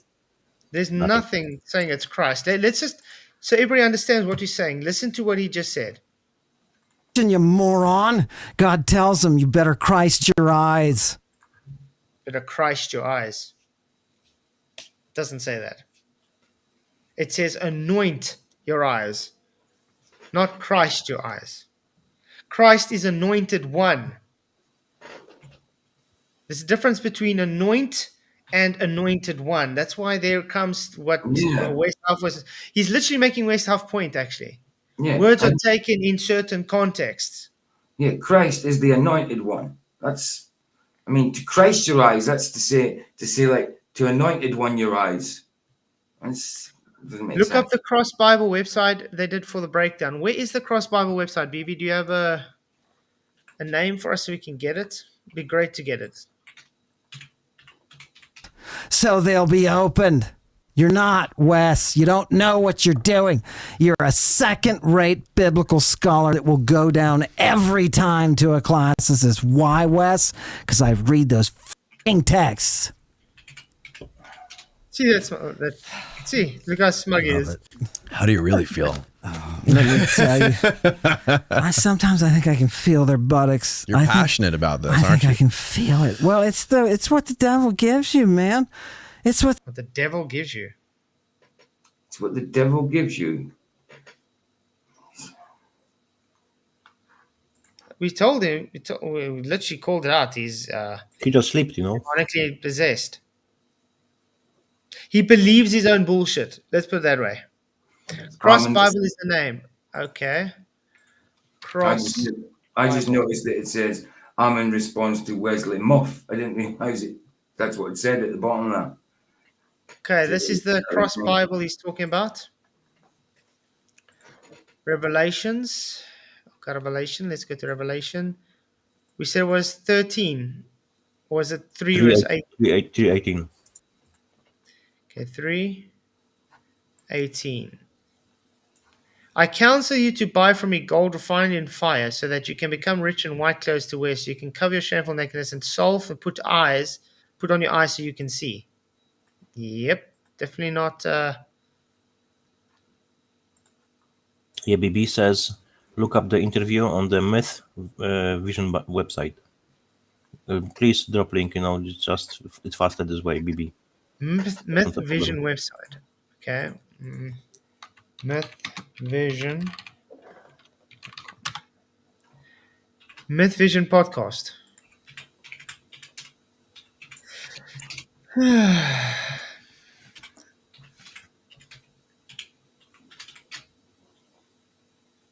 Okay. Did Jesus exist? Yes, he did. By the way, Myth Vision. Let's see. If someone still claims that Jesus did not existed, it's a lie. He's just dumbed down the beliefs lies, because even atheists, they do confirm, renowned atheists do confirm that Jesus did exist. Okay, they do not agree that he was God and was on earth and so on, but they confirm he was a historical figure. Guests. Let's see. Guests. Where's the special guests? Mark Render, Cliff Henderson, Lloyd Evans, Aaron Ra. Aaron Ra. Aaron Ra, Ra, Ra. Idiot. Absolutely. Latest episodes. Let's see. By the way, donkeys don't talk. Bats ain't birds. It's his favorite one. West Huff Court making false claims. 3,000-year-old Bible secret. Bible changes everything. The ancient pagan myths behind Bible. Long before Jesus, earliest Christian apostles blamed demons. Fighting apologetics. Which one does you exactly want us to see, BB?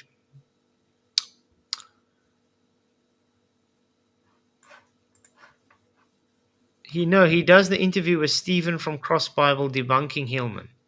I don't see anything debunking Hillman. Do you guys? No.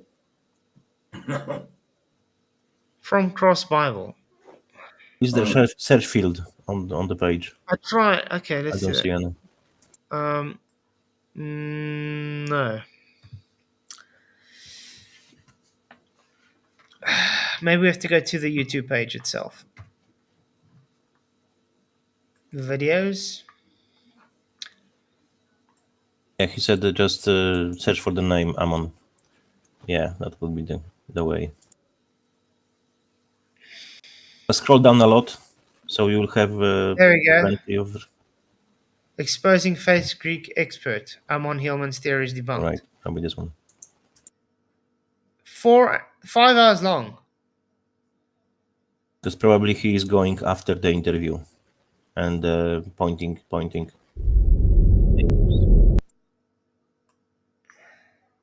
At what point in history, if we're doing apples to apples, at what point in history? Still introduction. A league of his own, narcissism, made in an equity, recreation. Okay. I'm sure you could find more than what you already found. Oh, I just pulled up a couple of examples. One of those is a great book that I've read. The other one I haven't. But so for my dissertation, I did it on. Is this what you're talking about, BB? Cool. Okay, it's that. Okay, so what we'll do is we'll get to that. Let's first just finish this. I don't even think we need to finish his thing. I think let's just go direct into this. You guys agree? Yeah, absolutely.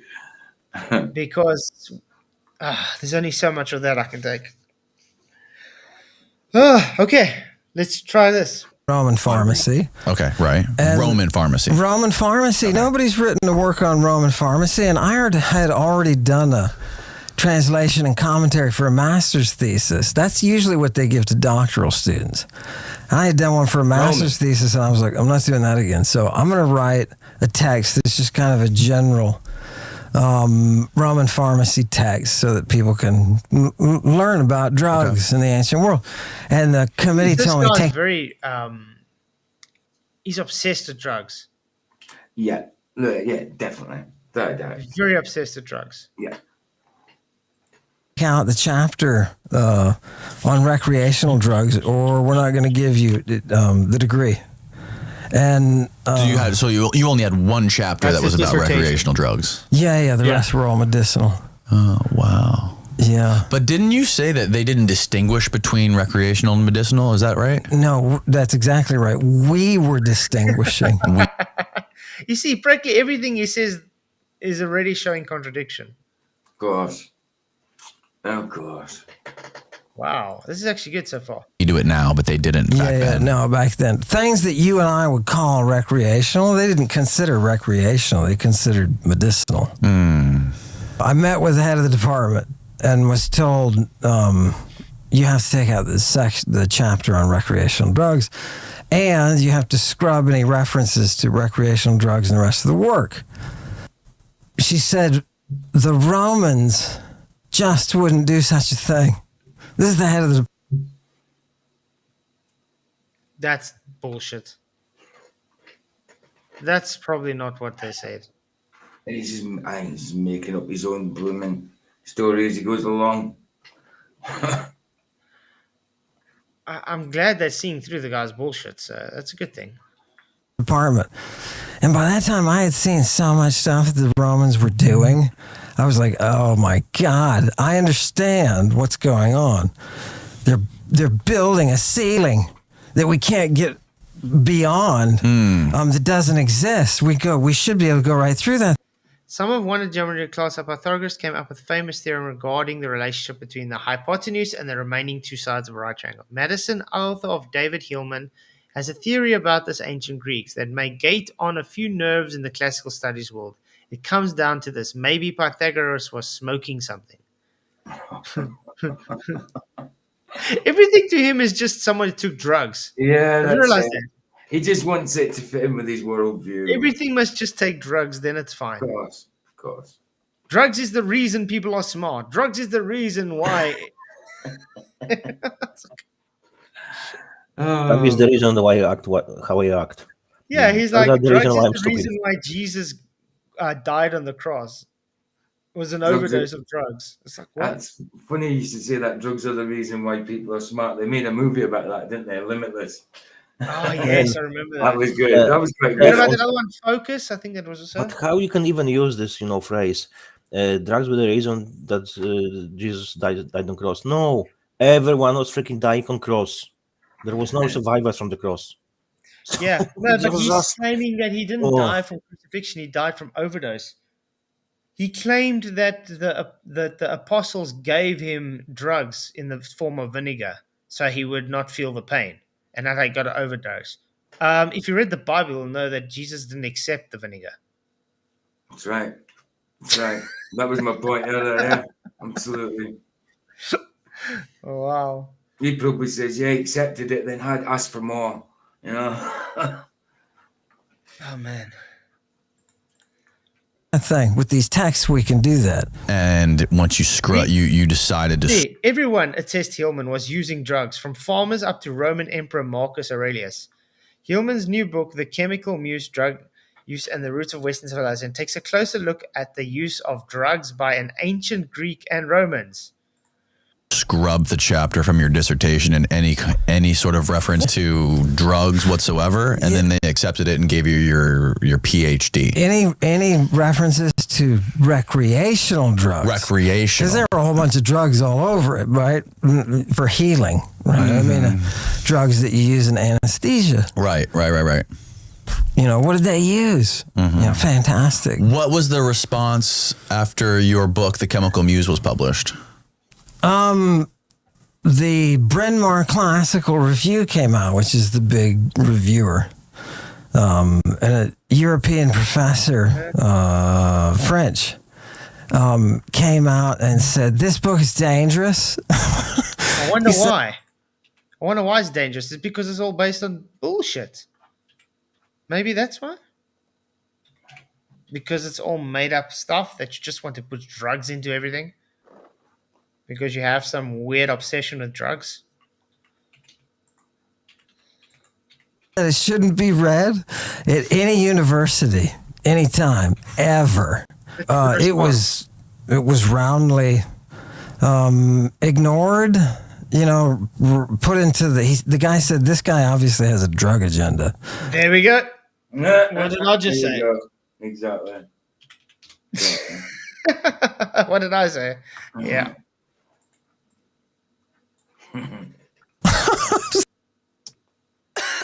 And don't forget my cough syrup. Is it a wet or dry cough? Don't take a chance. Take Vic.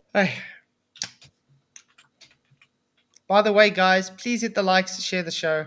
Everybody know we are live. It really, really does help the show to grow, guys. Appreciate everybody, by the way. Should be interesting what they have to say about this. Ken Wheeler's an Ammon fan. Oh, that's sad. But I haven't really been a Ken Wheeler fan, to be honest, anyway. So if you pause and read from that article that's describing this whole legend that he's spinning up about persecution in academia and how his work is being suppressed, you'll see that the person reviewing his PhD dissertation just said we needed more evidence. Like that's So it's an ongoing theme. Like we've been asking for evidence for his claims. So they needed more evidence. Just like we need more evidence, like we've been asking the whole night now. Just show us the evidence. And we were saying that he's on drugs, and it's all about drugs. And they said the same. So yeah, it's very obvious. Theme here. He just doesn't give evidence. He makes claims that can't be backed up by evidence. I reached out to her to comment on this, and she declined. And you know, she said that article didn't really represent her fairly, in her opinion, because as you can see in those excerpts, he's just claiming that everybody's using drugs, right? And he conflates the medicinal use of drugs for what he considers recreational. But if you go look in these sources, as you're going to continue to see here, they're all talking about medicinal drugs. Yes, medicinal, exactly, because there are a lot of ailments and sicknesses. They must also understand a lot of the time they were using herbal products and things for ailments because they didn't have the synthetic medicine we have today.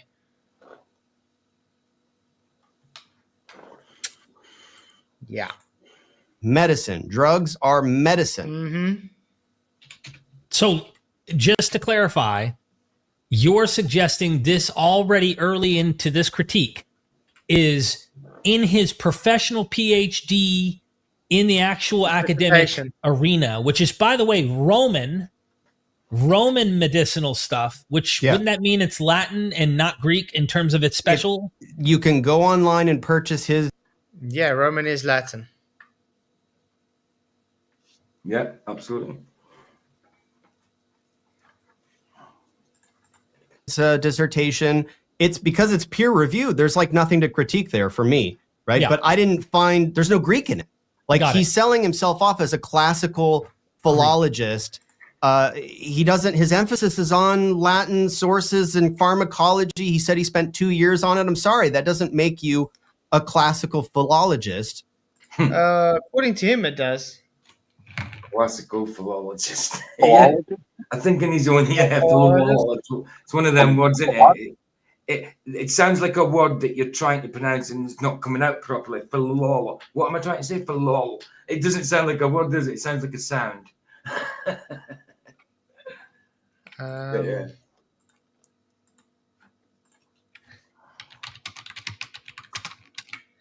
I'm just sending out a link. Sorry. There we go.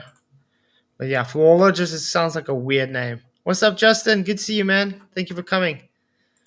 That makes your emphasis is not on the Greek language. There are people who focus specifically on classical philology and linguistics and the study of Greek as a language. He's focusing on medicine and calling it drugs. I also wanted to cue in on what we're going to get to later. Sorry? Did he say fa la la la la ology? Philology. Let's just call it what it should be. Drugology. Drugology. Yeah. Ammonology. Dopology. I think the guy's trying to be another Anton LaVey, probably. He's trying to be the successor of Anton LaVey. He's certainly trying to create some type of character. That's the demonic one. Or he's trying to start a cult, one of the two. Yeah, he's got that vibe. And probably, like Anton LaVey, when he'll be on the deathbed, what the fuck did they do? Yeah, let me actually get that up quickly. Said that, oh my, what have I done? Something like that. Wrong, yeah. Something is wrong, yeah. Wrong, oh my, something is wrong. What have I done or something? Yeah, craziness. realization. Anton LaVey, the scary-looking guy, the founder of the Church of Satan, had some final words. You won't believe this. He was on his deathbed, and for a Satanist at the time of death, it's a great victory for them because death is a huge thing that they celebrate. And he was getting ready to die and pass on his powers and that. And on his deathbed, he must have got some revelation or an angelic appearance or something, and he went into shock and he said, "Oh my." Oh my, what have I done? He said, there's something very wrong. There's something very wrong. There's something very wrong. Wow. And his whole life had been spent organizations for Satanism.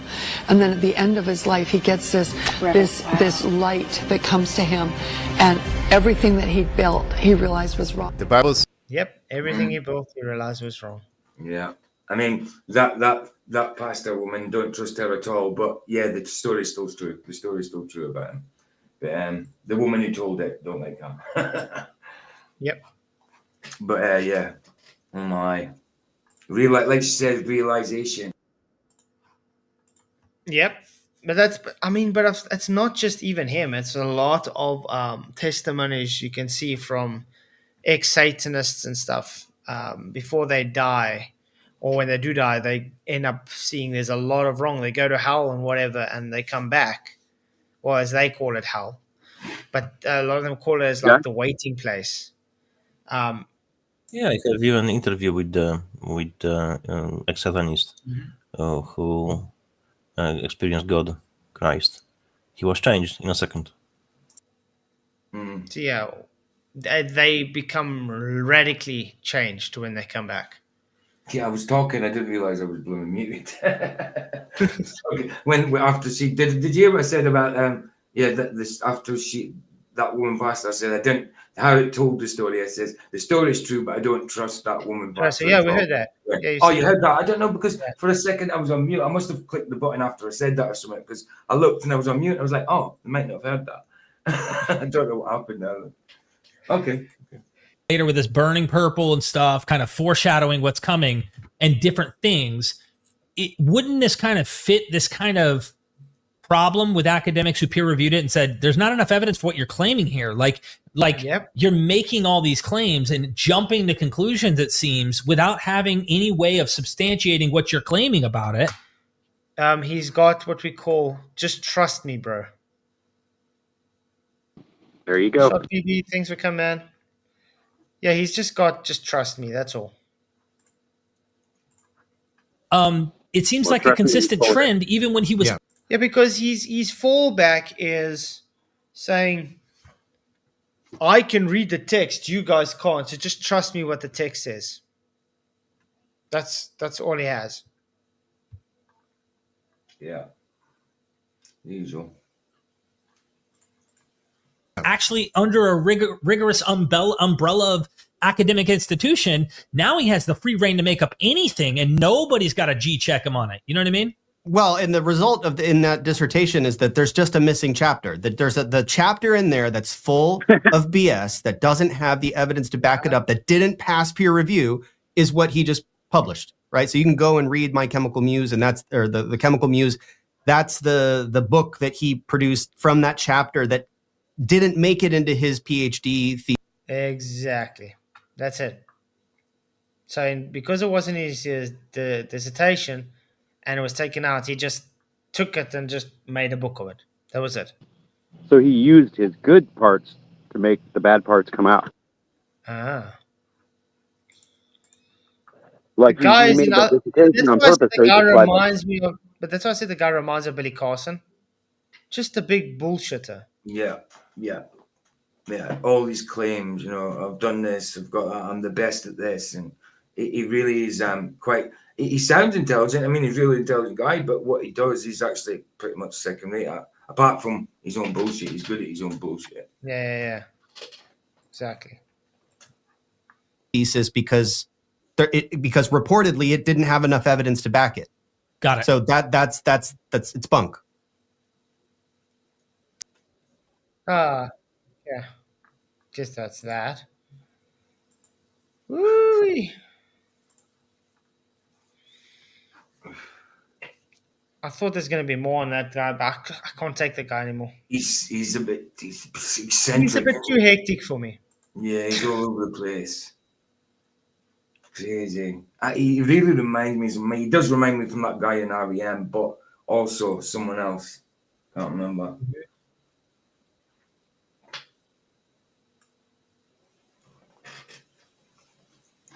Wow. Over the Okay. top. Yeah, let's quickly do that. I'm back. And even his I'm name, back you on know, his Ammon. page, though. Even his name, Ammon, it's like Ammon Ra. Oh yeah. But look at this. Queen Medea, the Bochic Empire. This is his main video I see on his channel. Ooh. Scared of the music though. Ooh, yeah. Hope he's going to start talking soon.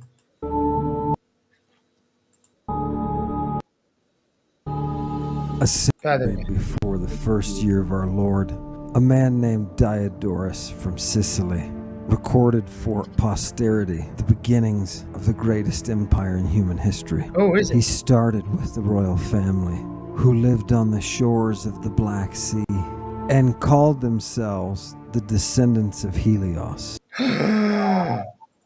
Descendants of Helios. God of the sun. Sun god. Mm-hmm. That's a big old horse he's got. He's got a very big horse there, yes, with a chariot of fire.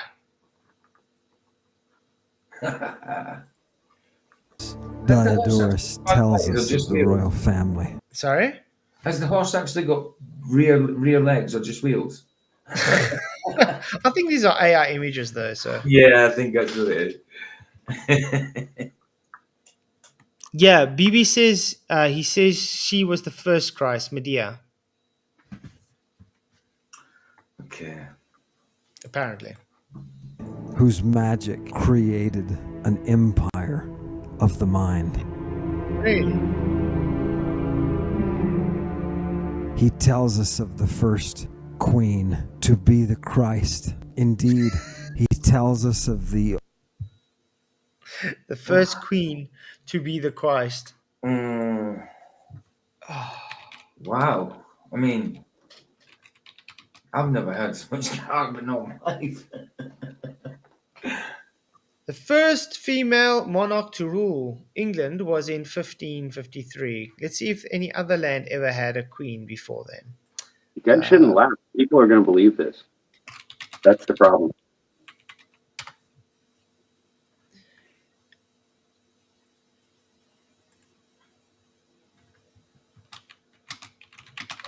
Let's see. Yep.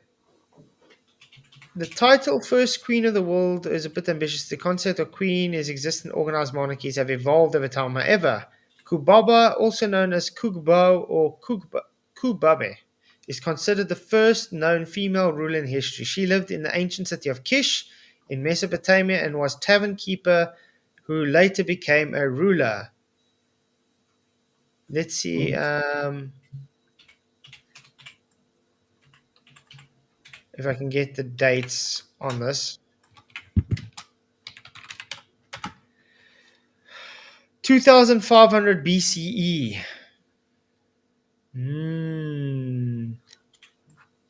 Itchy. Who was Medea?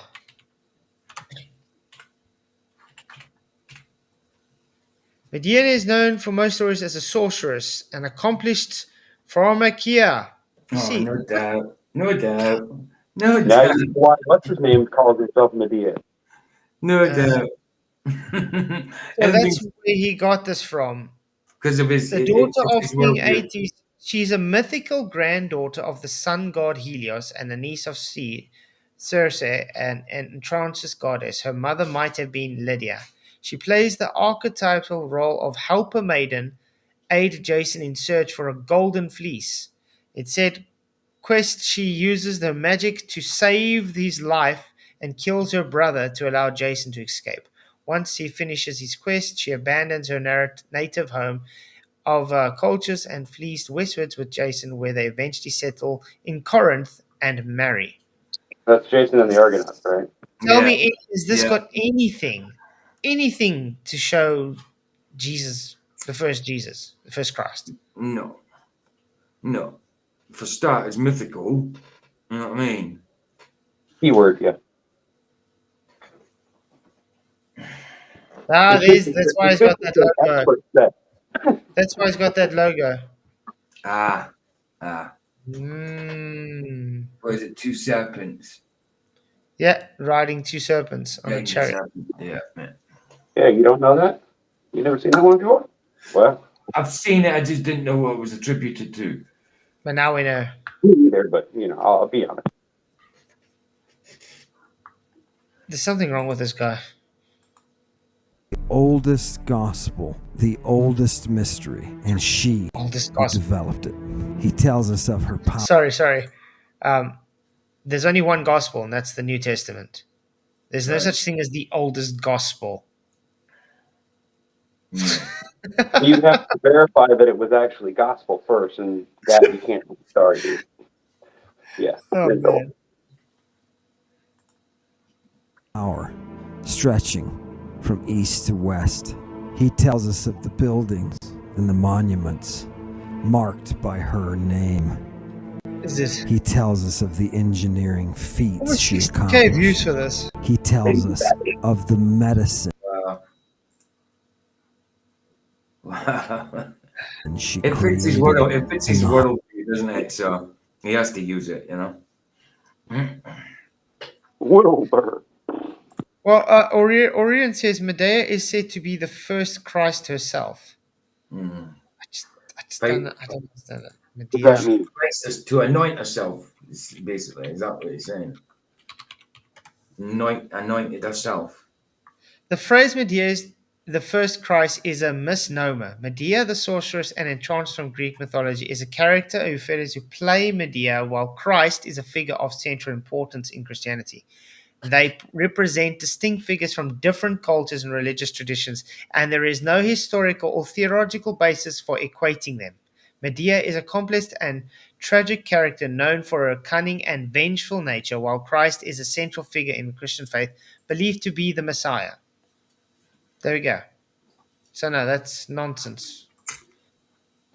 It doesn't say who believed it, right? Yep.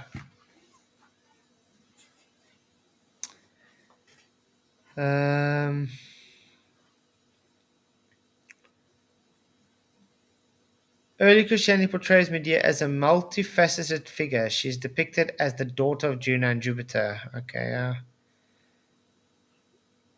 Yep. There's definitely no link that she is represented as Christ.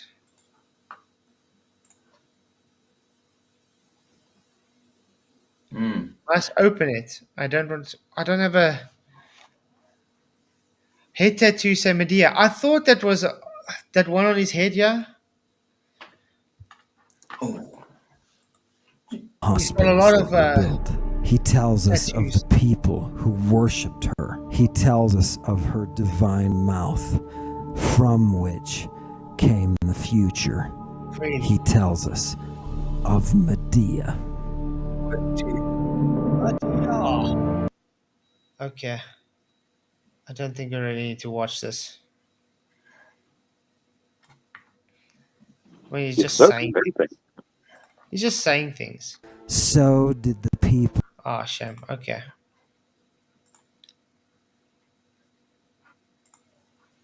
So, what do you guys want to talk about? He's so full of himself, and he's I living. see Chaos. He's also got the Mahdi Abdullah on tonight. I liked your little. I liked your little shot that you did with your beanie on, pretending to be the anointed one of every single religion. Yeah, it's quite crazy. Yeah, no, it was a good little shot you did. It was funny. Oh yeah, did you like my short? Yeah, that's what I was saying. I liked it. I am the true Mahdi. And as soon as I seen that, I was like, I know what he's doing that. Funny. Where's my shorts? Well, I found the beanie. I was like, Yeah. I've never seen a cult leader wear a beanie like that. No, it's part of his. But there's a reason that they wear the beanie, apparently. Oh, is that okay? Yeah. I thought it was just cool. I am the true Mahdi. I am commanding you to come to the stream tonight. Be sure to be there, or there will be grave consequences. I like it. I like it.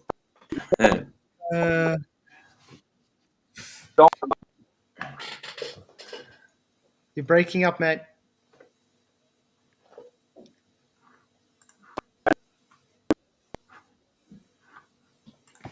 Still breaking up.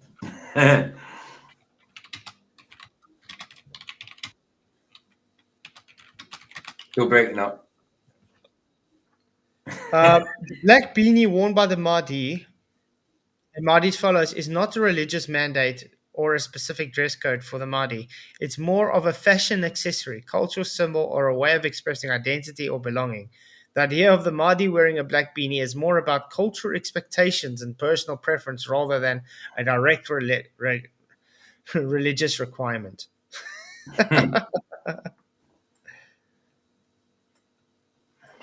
Yeah. Yeah, Vicky's got a stream today, actually.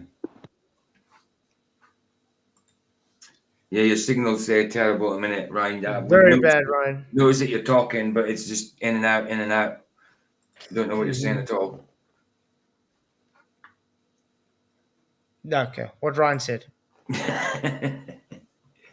Okay, so I guess we can. And I just want to say thank you. I've lost 10 subscribers because of the stream. Lost 10 subs? Just for the What, stream. Ryan? I couldn't hear you. Wow, Yeah, my subs are still going down. I find it really odd. It's mine. I mean, I'm on 603. Mine is just staying there. It's just going from 605 back down to 600. It's kind of staying in 603. That would be where it's leveling off at 603. It's just not letting me get any higher. Nah, my subscribers just keep going down. It's weird, yeah, because it says here 5.04, and I remember you being on 5.1. I was at 5.2 at a stage. Oh yeah. But like I said, it's weird because when I go through my analytics of my videos, it shows +1, +2, +4.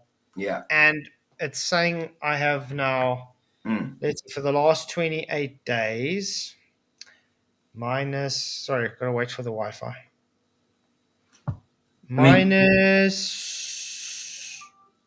41 subscribers. See what I mean? Do you know this doesn't happen in Rumble at all? Your follower count stays the same. If no one subs, then it stays the same. If no one unsubs, it stays the same. If someone subs, it goes up. I've never, ever seen my Rumble go down, ever. Seen it go up, stay the same. I've never seen it go down. I think in the last night, just last night, I got 20 plus. Wow.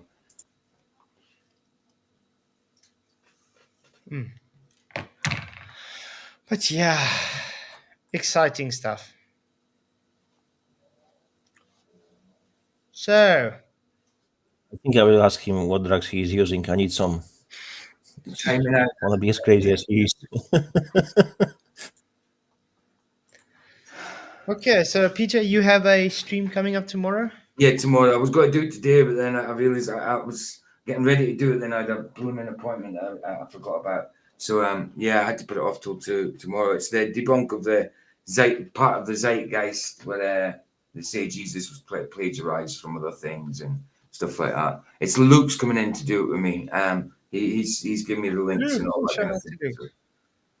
PJ, if you want, I can give you a pretty good video debunking zeitgeist. Okay, yeah, that's cool. I mean, he's got the video he needs. But yeah, I'll easily take the links in case we use them. Absolutely. But yeah, it should be good. It should be good. What time is the stream tomorrow? Or 2 p.m. GMT, no afternoon time. I might have a morning stream tomorrow morning, so I'll see It depends what time I get up and whatever, but I'll probably maybe have a quick hour morning stream. Vicky's on it. Because I have a lot to do. Yeah, Vicky's got a stream literally in about an hour and 20 minutes, an hour and 10 minutes. Awesome. Yeah, just put the link up for everybody. Yeah. Because I know Ryan's going to be on there as well. Yeah, Ryan. It's Ryan and Vicky's stream, actually. I'm saying Vicky's stream. It's Ryan and Vicky. So, yeah. If anybody has very specific things they want us to talk about, let me know. I was thinking tomorrow, I want to go over the debate between there was it? Let me see if I can get it. It was not a Professor Dave, and what's this other guy? It was a debate on evolution. Oh, okay. I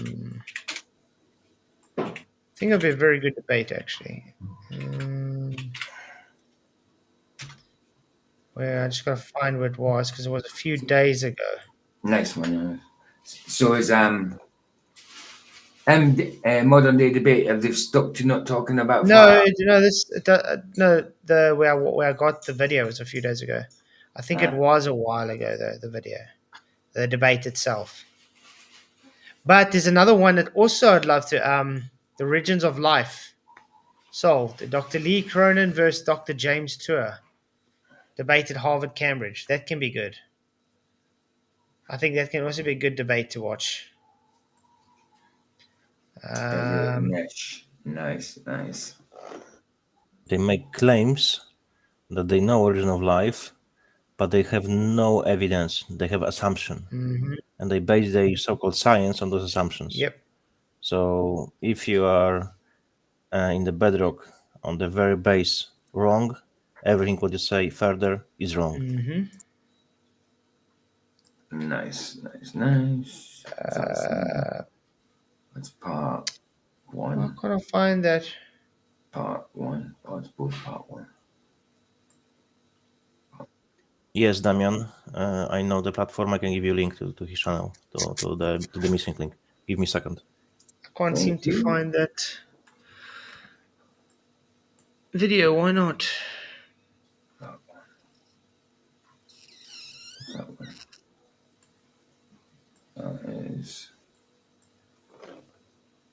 I can't find it. Why not? But yeah, I think this should be a good debate as well. Damian, I have just got a link for you. Enjoy. Origin of Life. Dr. Lee Cronin versus James Tour. I think that can be a good debate. Perfect. This doctor is pretty good on the right-hand side. He knows a lot of things. Yep. Welcome to... On the right-hand side? Well, thank you for the invitation. Yes. And we're just going to go through this. Let me give you a few definitions. Abiogenesis is the origin of life from non-living matter. To construct any convincing theory of abiogenesis, we must take into account the condition of the Earth about 4 billion years ago. Not my definition. This is from Merriam-Webster. Prebiotically relevant means that we are restricted to materials and procedures and conditions that might have been available on an early... Anyway, I think if you guys want to watch this, let me know.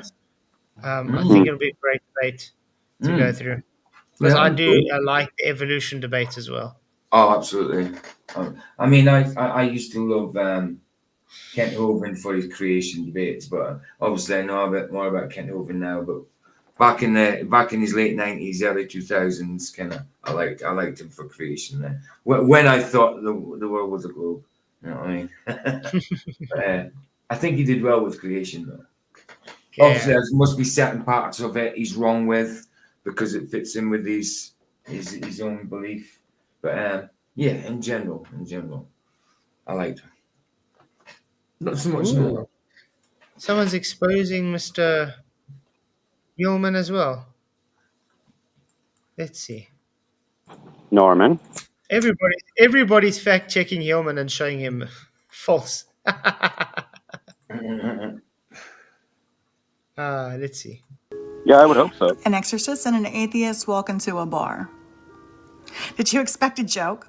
Well, it kind of was. If you've ever watched a debate and thought, wow, that completely went off the rails, then maybe you saw the recent discussion between Bob Larson and Ammon HIllman on the Danny Jones podcast the other day. Yeah, apparently he did debate an exorcist, but I don't want to watch that because I don't believe the exorcisms are really kosher. So, because it's usually Catholic based. Yeah. To dive in, let's watch this quick preview.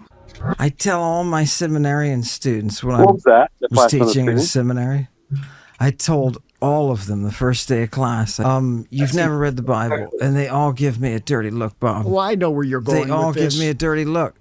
Well, let me go there. Well, I'm a classical philologist. Why go there? I know Bob, where This you're is going. Catholic. There we go. I mean, that's the Demon Slayer. He's a farce anyway. This dude. Did you guys see that little flash of swirly lines at the beginning? Yes, like concentric circles or something. Yeah, I'd seen with some flash- kind of design. Yeah, but that's Danny's logo when it comes in. Oh, is that what it was? Yeah, Danny Jones's logo. Yeah, he goes about with a cross, it- like demon yeah, it's slaying. just- You know what I mean? He's an idiot himself. Careful what you put up. Why there, the man. Harvard You people just- won't come. I am a classical philologist. I know what you are. Watch the videos. Funny joke, right? Let me be clear, this will not be an exercise in defending Bob Larson. In fact, Larson completely mishandled the debate. Instead of addressing Ammon's claims with historical and linguistic evidence, Bob resorts to later on mentioning donations that are required for his exorcism services. This is a failure of apologetics, and because Bob did such a poor job, Ammon walked away looking like he had a solid case. Spoiler alert, he didn't.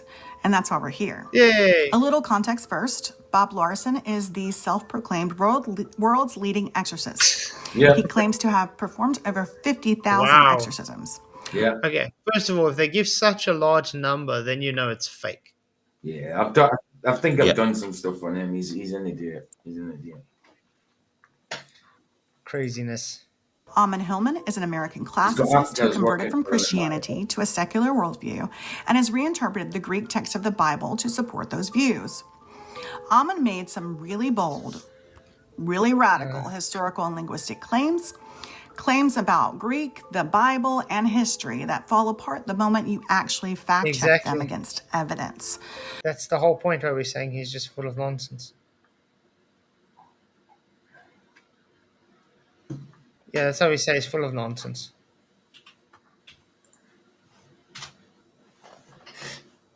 So, I don't think we're going to really watch this, but... Whoa, what's this?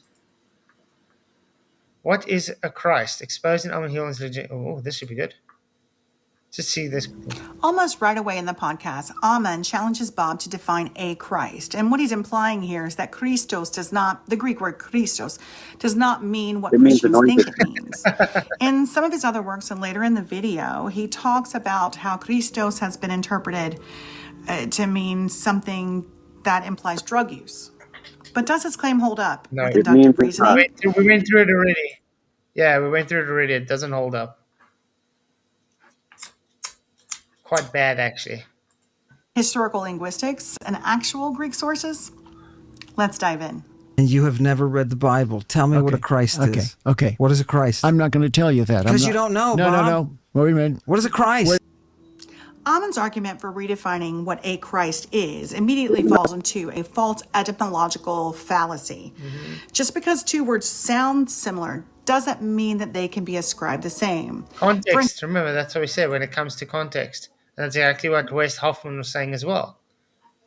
It all comes down to his semantics. He's being semantical and he's false attributing based on context to something else. Just like we read in Revelations 3, where it's put an ointment onto the eyes. He's saying Christ to eyes. Yeah. No, not the same thing. No. For instance, think about in English. We have butter and we have flies, but butter plus flies does not equal butterflies. Roots just don't work that way, not linguistic ones, and Greek is no exception. This is also an example of post hoc reasoning. So what post hoc reasoning is that assuming that a modern reading or a modern meaning must be the same as the older one. And that's just not the case. So let's apply some actual historical analysis. What does Christos actually mean? To understand what that word means, let's start with the earliest of Greek sources. The root of Christos is krio, meaning to anoint with oil. The verb krio appears in texts dating back centuries before Jesus, including the Septuagint, the Greek translation of the Hebrew Bible. The Septuagint uses Christos to translate the Hebrew word Mashiach, which means anointed one. Mashiach or Messiah is how we would say it in English. Exactly. That's what we're saying. Anointed one. This word was applied to kings, priests, and prophets, those who were set apart for doing divine work for a divine purpose, and they were anointed with oil. Some examples from ancient texts include Septuagint, 1 Samuel 10:1, where Saul is anointed and called Christos Kyrio, anointed of the Lord. Exactly, and that's why when we said also Samuel went and anointed David after, it's the same. It's just the anointed one.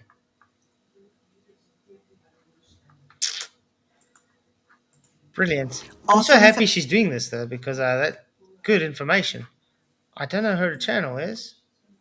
Dr. Lorne Lewis Southern. I'm going to subscribe. Only 136 subs.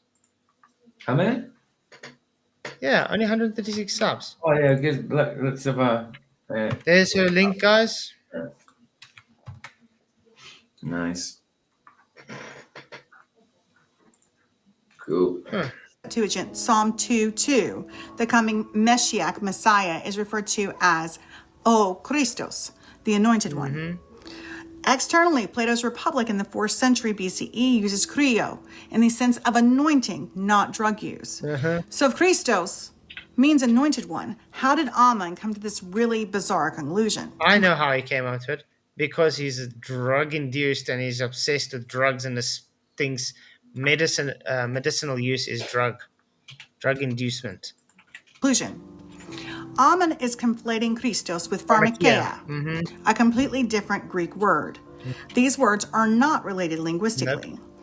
Pharmakeia means sorcery, potion making, or drug use. Yeah, but you see, the reason he does that is because he is trying to attribute Medea as the original Christ, and that's why he's false attributing it to that way.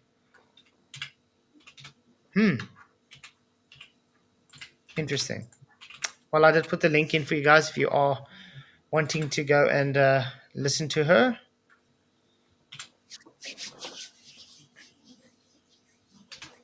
Yeah, I'm just putting a comment in that video that she did there. Yeah, very good. Okay, so I guess we're going to end this here, guys. I thought we were going to have a longer stream tonight, but I don't see the reason. The guy is mentally unstable, and he's another Billy. He's just another Billy Carson. Yeah, nothing's changed my mind about That's all I anything. No. But yeah, I want to say thank you, guys. But the people who are against God, they will cling to anything which is against God. And there's, he's great, Ammon just destroyed the Christianity and so on. So they use whatever stupid reason, whatever supports their claims, even if it's the most incredible BS ever, they say it's true. That's how it is. Exactly. So yeah, thanks guys for coming. Appreciate it. Make sure to catch PJ tomorrow too. Vicky's on in about an hour with Ryan. I think she's got to go on early if you're okay with that, Ryan, because Flats is finished. If you're okay with it, going on earlier. Hello, Ryan again. We can see you. And the votes ended with Dr. Ammon HIllman is insane. 78% say yes and no 22%. To 22%, they are incredible. I won't say the word. You know who you are.